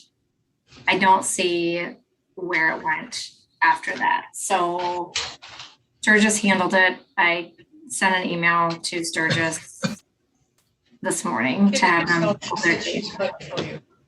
Well, I'm waiting. I haven't got anybody logged in yet. I'm waiting for them to dial in and they're not Okay. hooked up. She's probably waiting for me and I'm She's waiting for her. you and she's. They're not dialed in. Okay. I was about to call and ask what the problem was. Now we're really gonna be crunched. We just wasted. Well, that's a tough case. Yeah.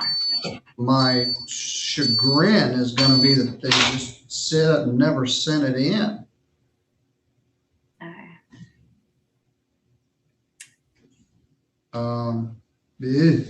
Okay. Guess we'll find out soon. I have a 9:30 on the 13th, so I think it would work. It's not the worst schedule conflict. So reset it for a PEC? Oh, maybe both at this point. Yeah, I would say just set up for All a right. PEC at the 13th and a prelim. Put it on the same schedule as his co-defendant. Yeah. All right, okay, well, we'll see him this afternoon. Kitty, I don't know what's going on. I can't find you. You're not logged into anything.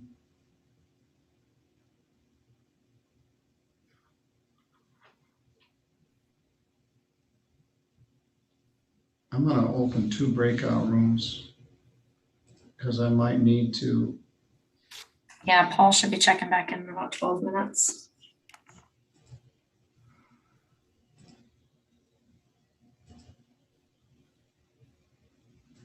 I always get in trouble when I try to do more than one. Here we go. Can I go ahead and have a seat? Yes, thank you. Well, it's not in the order we requested, but we'll do the best we can. Are you Jeannie Farrington? Yes, sir. This is Judge Middleton. Luke, do you need to speak to her? Yes, very briefly, thank you. All right, I'm going to put you in a breakout room with your attorney. Okay, thank you. All right, Debbie, I've been waiting to do that so I could take these misdemeanor files. I'll be back Sure. momentarily.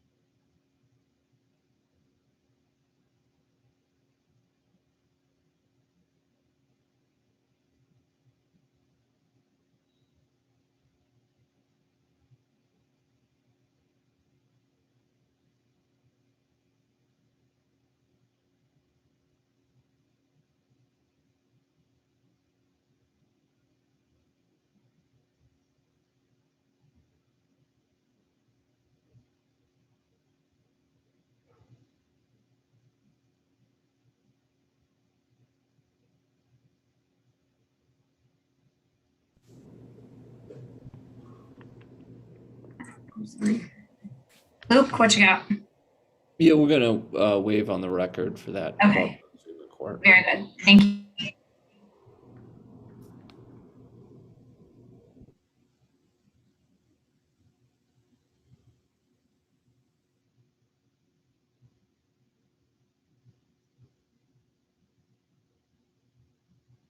Okay. Hey, Luke. Rome, the White Pigeon one is a hard copy, and it was given to you on 6/25. So if you haven't, do I have it? It's in your box. Otherwise, you should have it. The other one is digital, and that one is in the Serapis. Okay, I'll have to check both. Sure. I know I have some. I came over there. What was that, Thursday? And I had picked up some stuff. It might Okay. be in that pile. So you should have it. Yeah. Okay. We'll get it figured out here.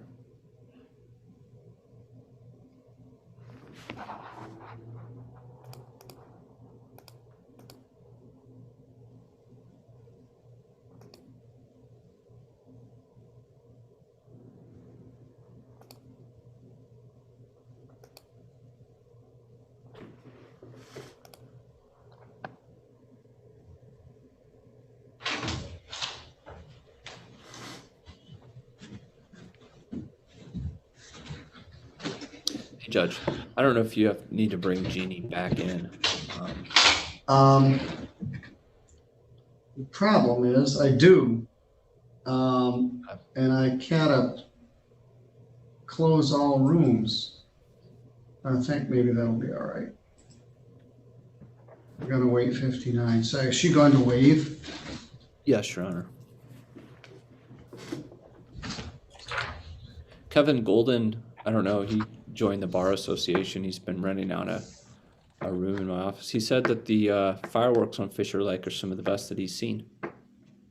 Obviously, what's his name? Kevin Golden? Yeah. Where's he from? He's from Chicago, but he is opening a satellite office.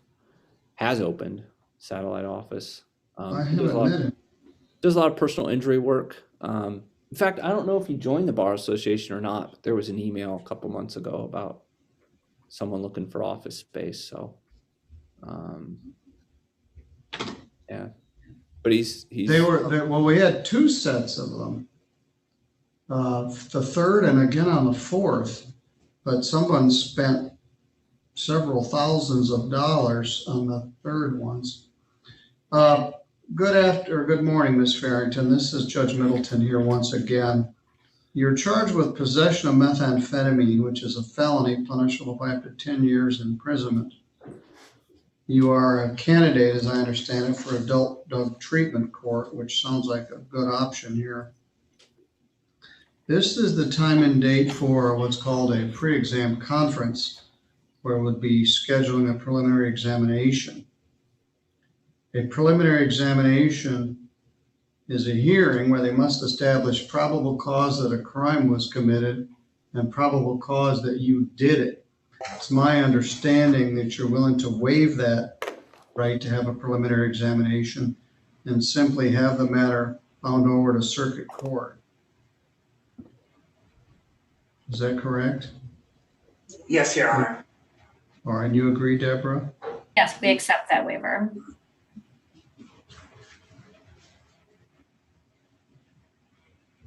Let me read you this language, Ms. Farrington. I, Jeannie C. Farrington, understand that I have a right to employ an attorney.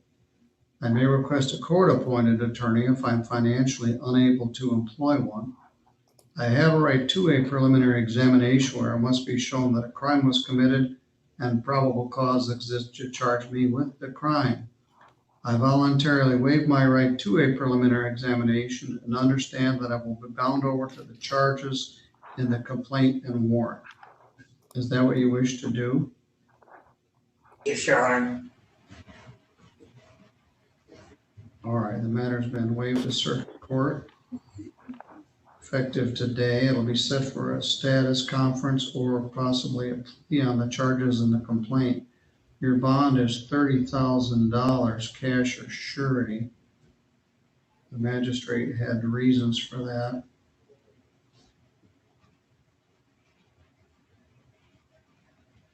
Do you have any questions? No, Your Honor. All right, you're good to go. Thank you. Then bring in the next person. Thank you. We'll see you, Jeannie. Thank you. You're welcome.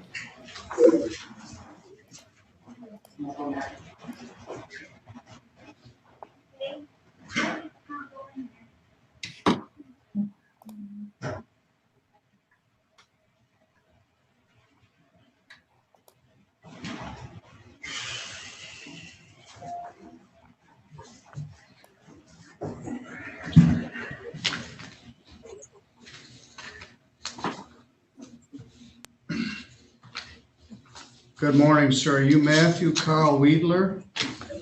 I am Is it Weidler or Weidler? Winder. All right, I'm sorry. There's always two choices, and there's another guy named Widener and Widener. Anyway, sir, good morning. I'm Judge Middleton. I'm here at the court in Centerville. You're charged with possession of methamphetamine and failing to stop at the scene of a personal injury accident. Let me pull these up.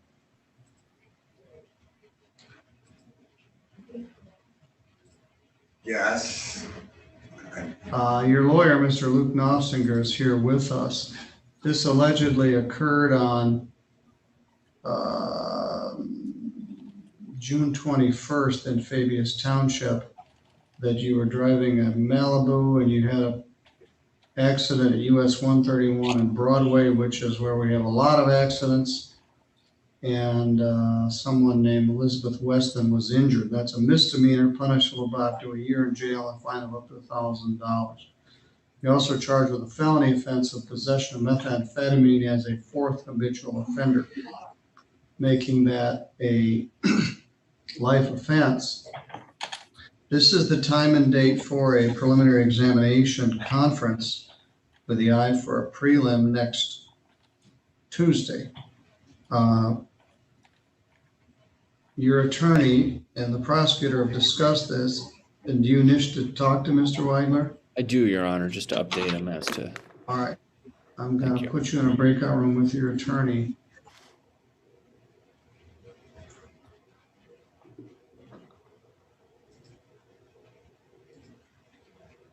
All right. We're down to one room again.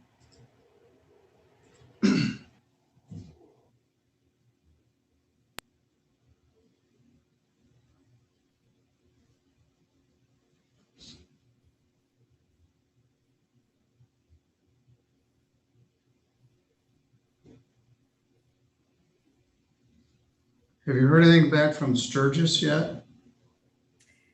I just text Detective Mails, and apparently he's in the UP and doesn't have service, so he's out. So I'm gonna contact Investigator Stuck. Okay. I'm afraid there's going to be a negative answer.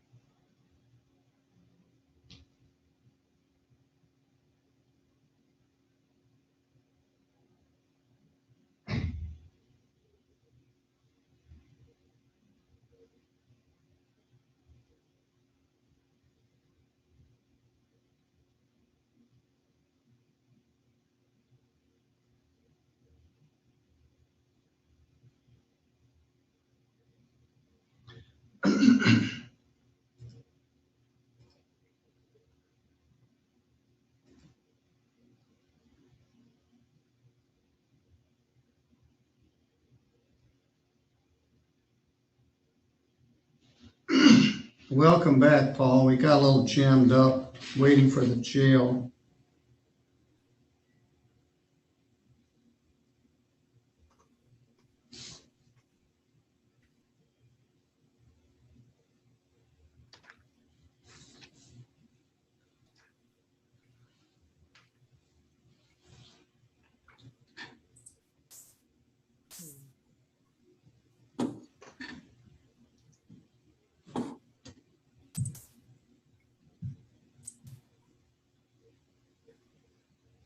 Is there an offer for champagne or Well, you got 2 cases, I guess? yeah. 211284 alleges UDAA and larceny from a motor vehicle on or about April 30th. And the other is possession of methamphetamine and breaking and entering on or about the same day. He offers a UDAA in the one and a possession of meth in the other. Count 1 in each file? Is that what it sounds like? Yeah, I believe it's count 1 in each. So the UDAA and then possession of meth.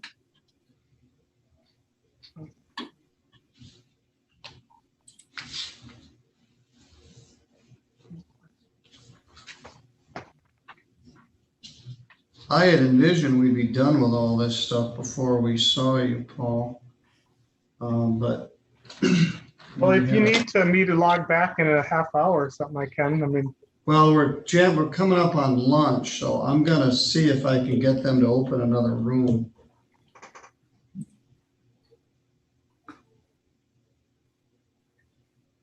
Because we've got a difficult case for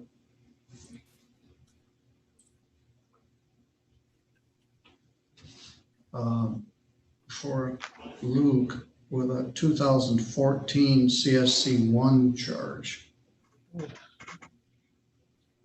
2014.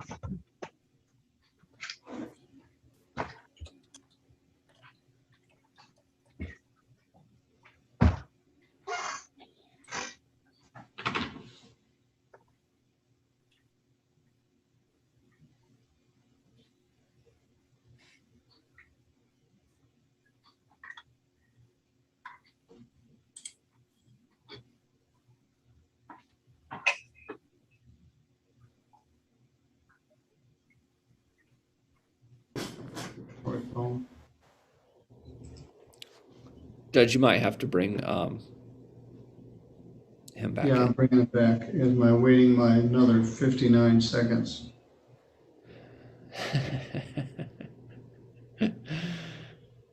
Is he going to waive? He is. He is, Your Honor.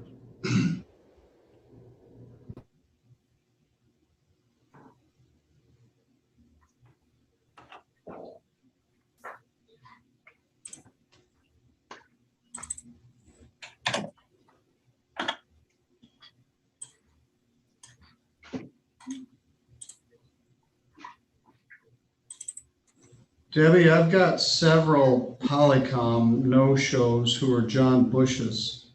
And what I'm going to do is have them brought up at 1 when John's going to be here. Okay. Jam up our start if we have to take testimony and everything.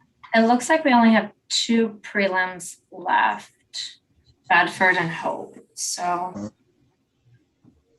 All right, we return to Matthew Carl Weidler, file 211274. Mr. Nossinger is here. Is this going to be a waiver? Yes, it is, Your Honor. Mr. Weiler is being considered for adult drug treatment court. Deborah, I noticed from the victim impact panel that the defendant went to the hospital and the complainant seemed to have some serious injuries. This was not charged as leaving the scene of a serious personal injury accident, which is a felony. It's going to be bound over on a misdemeanor charge. At any rate, Mr. Weidler, here's the waiver language. I understand I have a right to employ an attorney. I may request a court-appointed attorney if I'm financially unable to employ one. I have a right to a preliminary examination where it must be shown that a crime was committed and probable cause exists to charge me with the crime. I voluntarily waive my right to a preliminary examination and understand that I will be bound over to the circuit court on the charges in the complaint and warrant. Is that what you wish to do? Yes. Ms. Davis, you agree? Accept it, Your Honor. All right, I'll show the waiver. It'll be bound over for a status conference. And you've got a parole hold on you anyway, don't you? So, possibly a probation hold, yes. Probation hold, okay, from Amanda Coney, from Circuit Court Probation, not posted. All right, well, this is not a good situation. Fortunately, this lady didn't die. That is a particularly bad intersection. I'm not sure the highway construction didn't make it worse. It fixed some other ones, but that one. At any rate, Mr. Weidler, your matter is bound over to Circuit Court, and it will be set for further proceedings. And I understand they're considering perhaps adult treatment court. There may be some victim input regarding the lady that was injured in the accident. All right, you're good to go. Would you ask the bailiff to step in? I could, yes. All right, you're good to go. What's up, Judge? Well, Kitty, I'll give you your choice. I got to see two people, and we're jamming up on your lunch hour. I don't know if you can free somebody up for another room or just wait, because I need to see Keith Thomas with one lawyer and Christopher Champagne with another lawyer. So if you I got one of them in here now. Can you do two? I got one now. All right, who have you got now? Can you do it? What's your name? Thomas. Thomas. All right. Paul, why don't you log back in about 10 minutes, okay? Okay. All right, bring Mr. Thomas in, thank you. Okay, who's the other one you need? We'll just wait. We'll get it done before lunch. The other one I'm Well, gonna what's need his is name? Christopher Champagne. Okay, I'll get him up here. All right, thank you. Well, we got a working jail administrator. She don't just sit behind the desk all the time.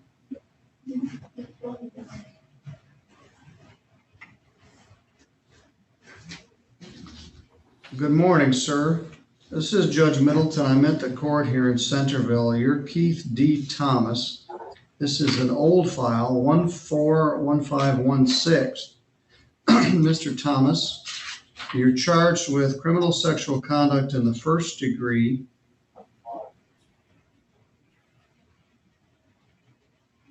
Which is a felony punishable by up to life imprisonment. It's alleged that you had intercourse with a 14-year-old child and you were related to that child. Second count is assault with intent to commit penetration with the same child, apparently. That's punishable by up to 10 years in imprisonment. This allegedly occurred in February of 2014, and this warrant has been outstanding for a number of years. The previous prosecutor is no longer in office. The new prosecutor took over in January, and they apparently extradited you from Illinois on this charge. Bond is $250,000. Mr. Knopfsinger, what's the situation here? Well, just a couple things. And since I've spoken to Mr. Thomas, some things have come about. So I'm saying this in part for his benefit, but as the court is aware and it had heard our conversation prior, there's some genetic testing that may have not been done yet.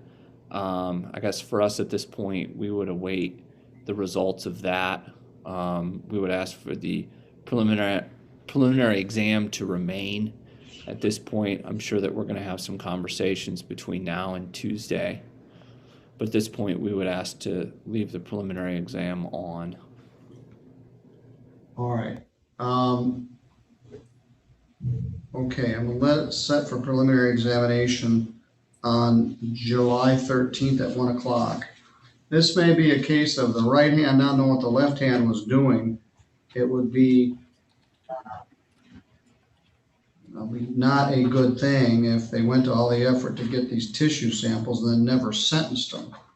And this prosecutor extradited you from Illinois without knowing whether they had the evidence to pursue the case. I think it was done through an interstate compact request. I think that the defendant actually was the one who initiated. Okay, well, good. Anyway, there's going to be an issue if there's going to be an adjournment regarding the bond. That's $250,000. This DNA test isn't going to happen in a few days like on CSI Miami. It takes weeks and weeks, months. He is on a hold from the Illinois Department of Corrections, so we wouldn't be able to bond at all. Have you completed your Illinois time? No, my Illinois time is completed next year, November 18th, 2022. Okay. All right, you may have to be returned to Illinois, November 22. Mr. Thomas, there are a number of questions I don't know the answer to right now. You probably have the same questions. So your lawyer will be in contact with you at the jail. These charges have been hanging over your head for 7 years without anybody taking any action. And that's not this prosecutor's fault. It preceded them. At any rate, they've started the ball rolling, and it'll be set for next Tuesday at 1 o'clock unless it's adjourned for some reason. So, all right, you're good to go, sir. Your lawyer will be in contact with you out at the jail. All right. Well, that didn't take too long. All right, thank you, Luke. And then Austin Wallace will make a record, but we're going to adjourn it so that we're down to Hope and Bedford. All right, now we need Champagne Room. Just give me a minute. Champagne's on his way up. All right, thank you.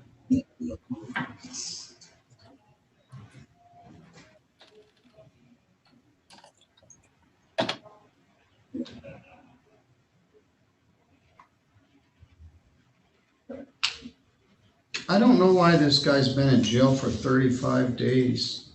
I think he has another open case. Oh, he has got a bunch of other cases. 21-1295, 1284 is these. He might He's have got felony bound over stuff. 21-23861. He's got circuit court cases.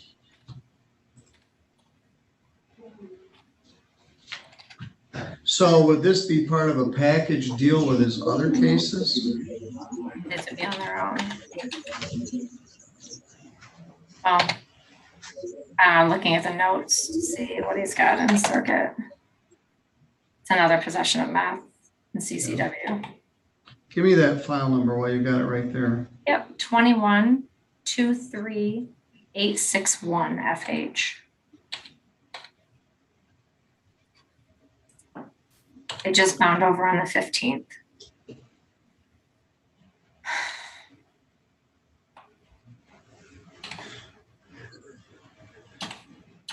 Good morning, Mr. Champagne. Why don't you go ahead and take your mask off? This is Judge Middleton. I'm here at the court with Prosecutor Deborah Davis.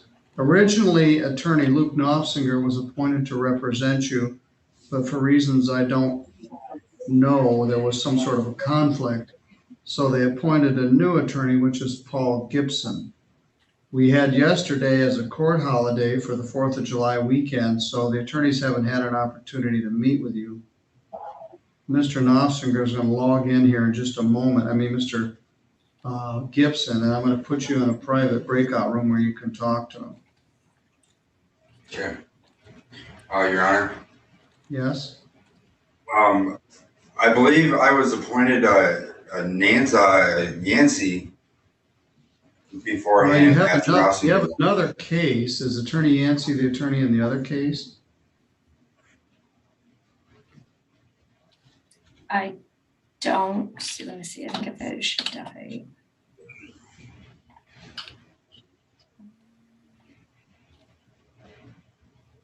I don't see a defense attorney in that one, sorry. I'm trying to figure out the offense dates on these are all over the place. Well, these two offense dates are both alleged to have occurred on April 30th. Other one, too. But let me see, when did the warrant issued? He got arraigned at the jail on 6/24. The case was filed on 6/23. I guess I should have held on to Paul while I had him.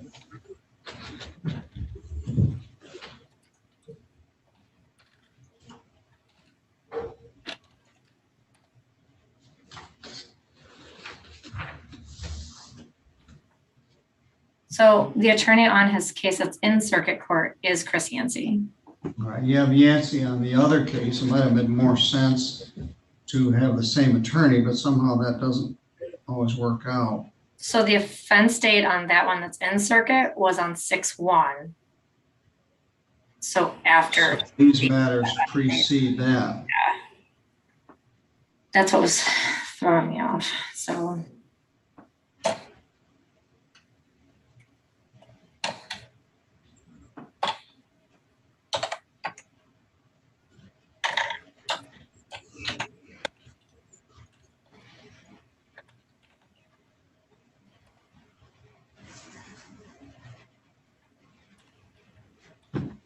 We're trying not to interfere with lunch, but we're getting close to it. As soon as your lawyer logs back in, we'll hook you up.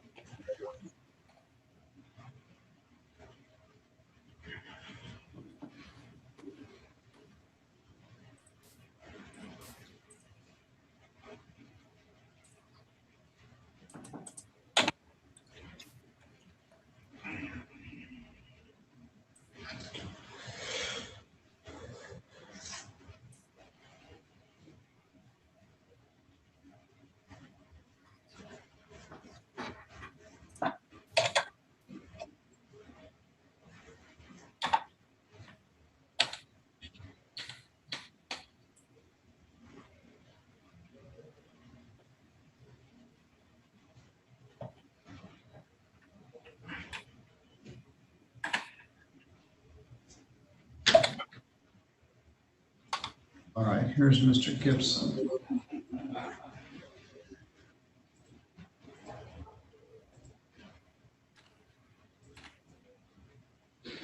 This is file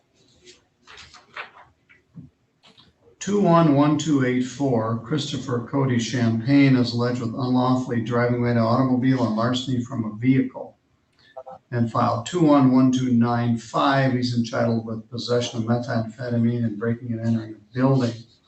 Defendant is presently bound over to the circuit court on another methamphetamine charge, 2123861FY. This is the time and date for a pre-exam conference in these matters. Because of conflict with Mr. Knopfsinger, Mr. Paul Gibson was appointed to represent the defendant. We had a court holiday yesterday and the parties haven't been able to talk. So I'm going to assign Mr. Gibson and Mr. Champagne to a breakout room where they can discuss the case.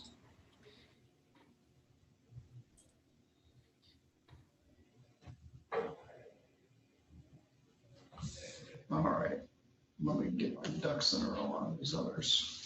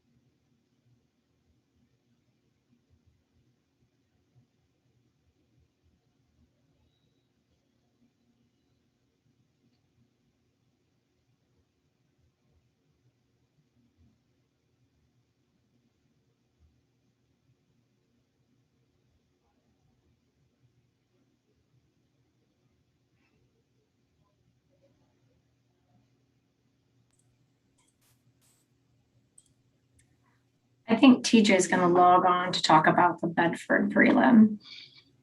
Okay.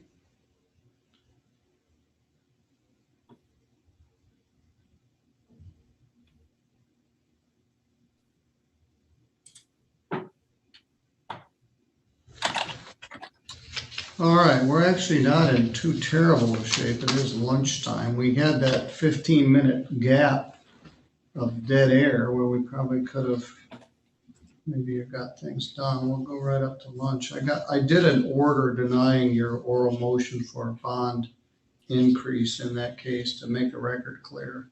That's fine. I'll file a bond motion and we can deal with it later. Well, or they'll file the new charges. Normal issue, so, yeah.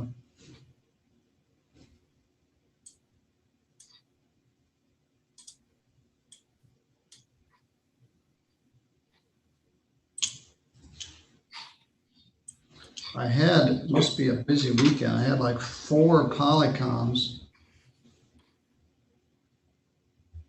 Oh boy. A holiday, people get crazy.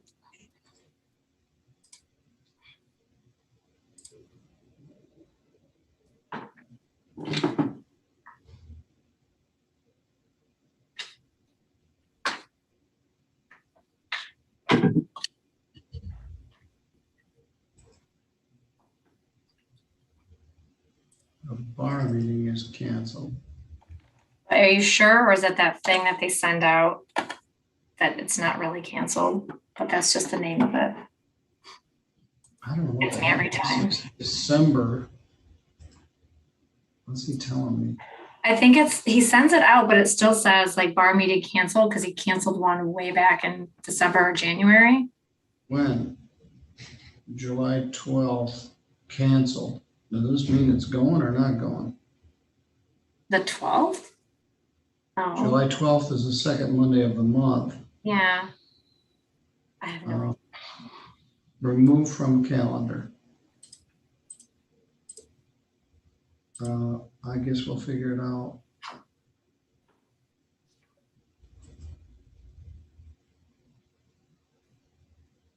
We are aware that outside phone calls are dropping, trying to determine if it's an internal issue or external issue.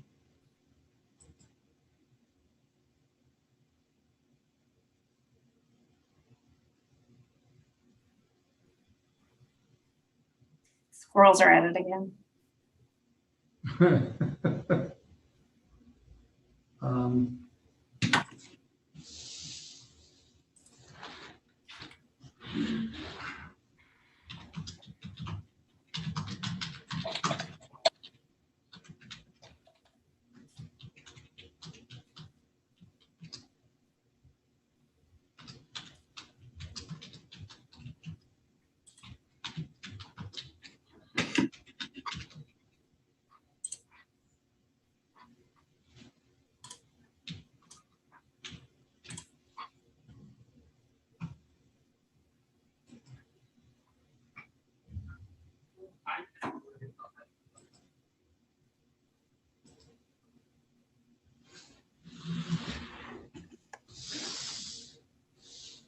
Good afternoon, or good morning. Morning. Happy 6th of July. We've got a prelim set for this afternoon with you on Matthew Bedford. Yes. Debbie said you were going to log in to touch base on that. Yeah. So I think potentially could resolve some big questions here about some video that I think from Miss Davis, I don't know if she can confirm that the officer was attempting today to go back to the bank with the long weekend and see it, because this may have been captured on video, which will answer a lot of questions for Debbie and I. So if we don't have it, do you wish to adjourn? I do. My client's not gonna, because he's been raising some issues about that. And so Debbie and I talk, and it's like, well, if there's video, there's video. And there's no point in, now maybe the video comes back with nothing. We can't see anything, but he's out of custody. He must have bonded because Where are you looking for the video from?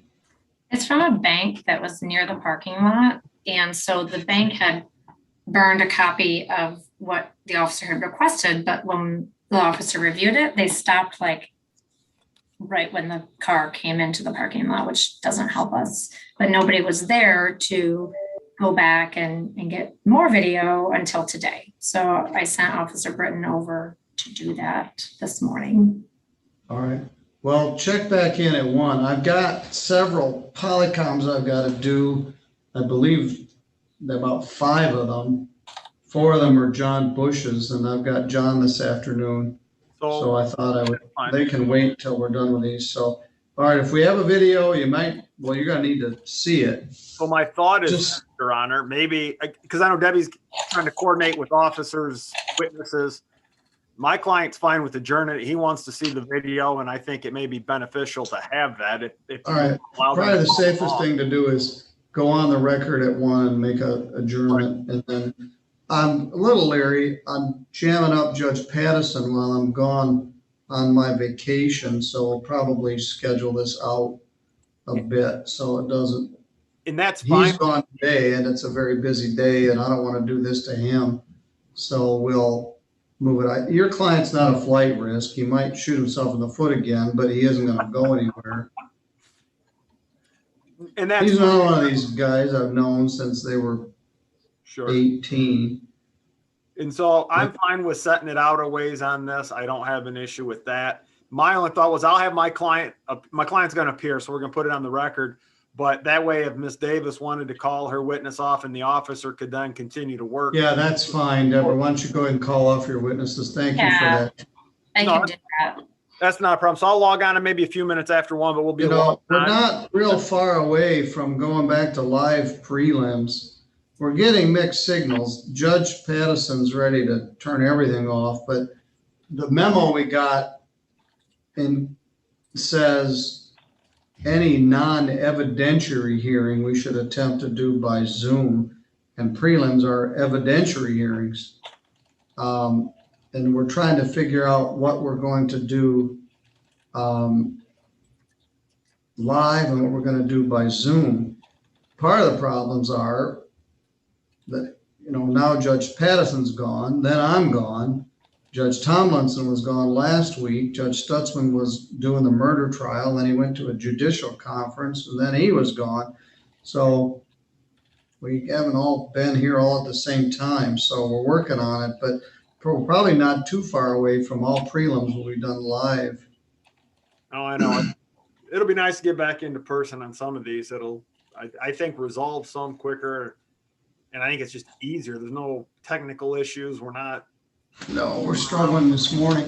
And as I indicated, I have to be here in this chair to curate everything, as opposed to you guys talking in the office about what's what, and then you bring it into me when it's ready. So there are some advantages, but there are pros and cons. Judge Stutzman, as you know, has turned off his YouTube feed. I'm going to do it through the rest of the week here, and then I'll be on vacation and see if there's some more guidance. We did get another draft of a report from the Lessons Learned Committee, and frankly, I'm not clear what they want us to do. Our district judges conference isn't until August 12th and 13th, I think. I frankly wish it was now, so we could go there and meet with the Supreme Court administrators and get some further guidance. But anyway, we're going to be live through this week, and then it's a work in progress. No, I'm with you.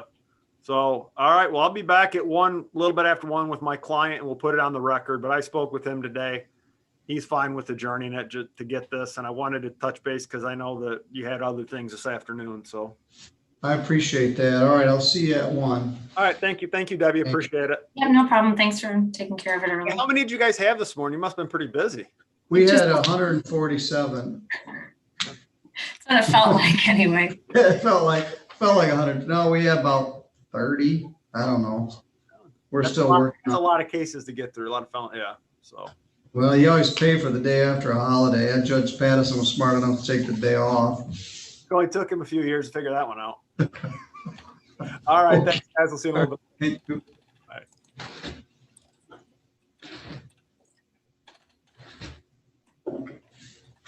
We didn't have 147. How many do we have?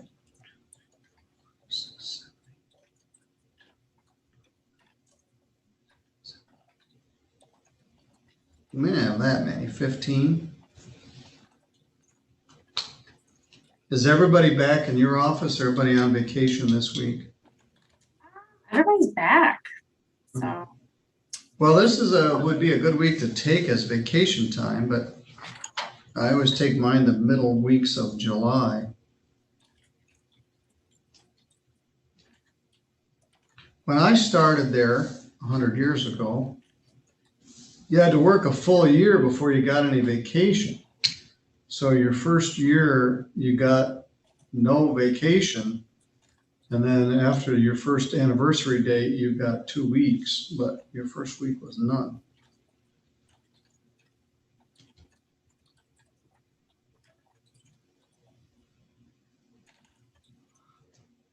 We always end up last with Paul. I'm not sure how that happens that way, but it always does. This guy's not going to get lunch.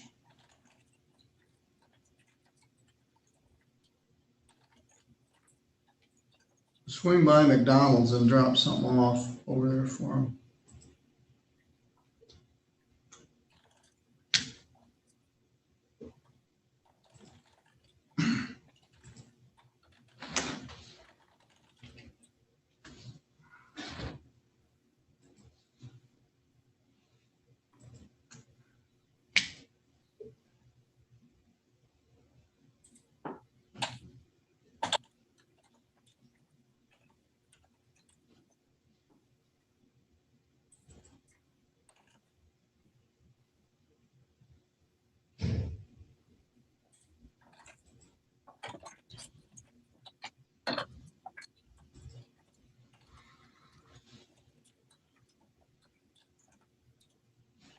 Yeah, I wish he was doing this on his time, not my time, but that's somehow the way it works when you have Monday holidays.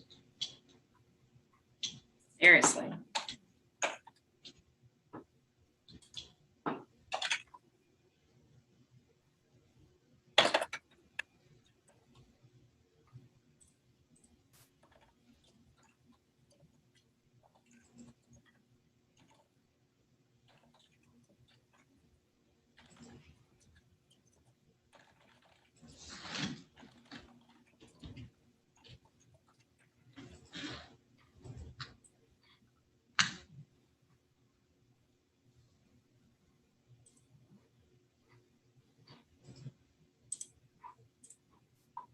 Here we go.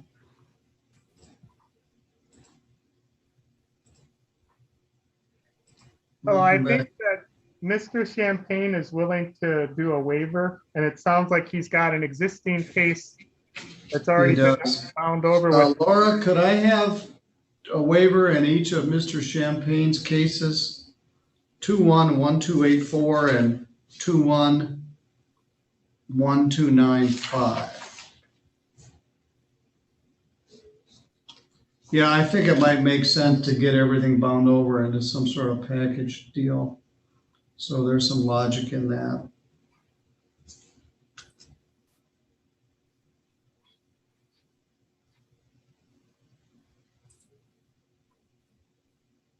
I don't know if he's a candidate for adult treatment court or what.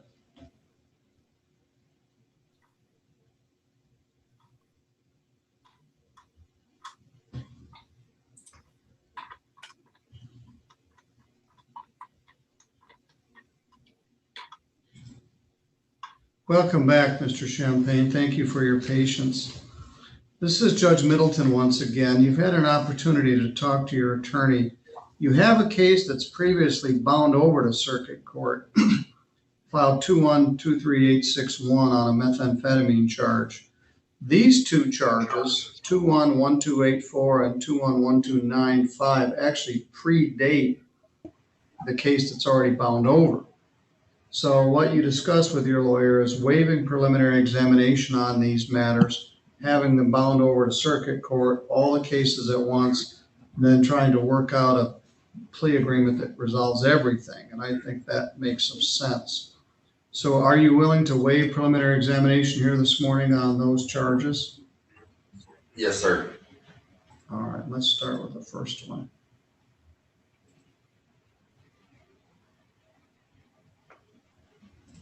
She's bringing me the bindovers. I'll just use the electronic version here. The allegation is that on or about April 30th, that you unlawfully drove away a Buick Encore that belonged to Gregory Graby. That is a 5-year felony, known as unlawfully driving away a motor vehicle of another. And you stole some things from that vehicle. It's largely from a vehicle. You're not charged as a habitual offender. The waiver of preliminary examination language states, I, Christopher Cody Champagne, understand I have a right to employ an attorney. I may request a court-appointed attorney if I'm financially unable to employ one. I have a right to a preliminary examination where it must be shown that a crime was committed and probable cause exists to charge me with the crime. I voluntarily waive my right to a preliminary examination where the case will go over to the circuit court on the charges in the complaint. Is that what you wish to do? Yes, sir. Deborah, you agree? We accept that. Mr. Gibson, you agree? Yes, Your Honor.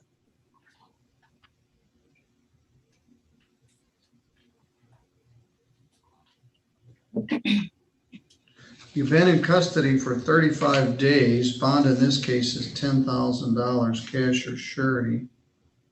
We'll leave all those bonds. The circuit judge can review them if he wishes. I don't know if you're a candidate for adult treatment court or what they've got in mind here, but as I said, there's some logic in getting everything bound over and preserving the plea agreement. The other case alleges possession of methamphetamine, which is a felony punishable by up to 10 years imprisonment, and breaking and entering a building with unlawful intent, which is a 10-year felony as well. Those allegedly occurred on April 30th. Once again, Mr. Champagne, is it your desire to waive preliminary examination in those matters? Yes, sir. All right, the same language applies. Ms. Davis, you agree? Yes, Your Honor.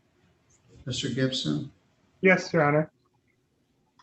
All right, these matters will both bound over to the circuit court. Bond in this case is $15,000, cash or surety, not posted. All right, Mr. Champagne, I want to get you cut loose so you can go get lunch. You're free to go. Your lawyer will be in contact with you there at the jail. Thank you. Thank you. Okay, Paul, you're good to go. Thank you. And Debbie, I guess I'll see you at 1. Yes, see you then. All right. Thanks. Thank you. All right.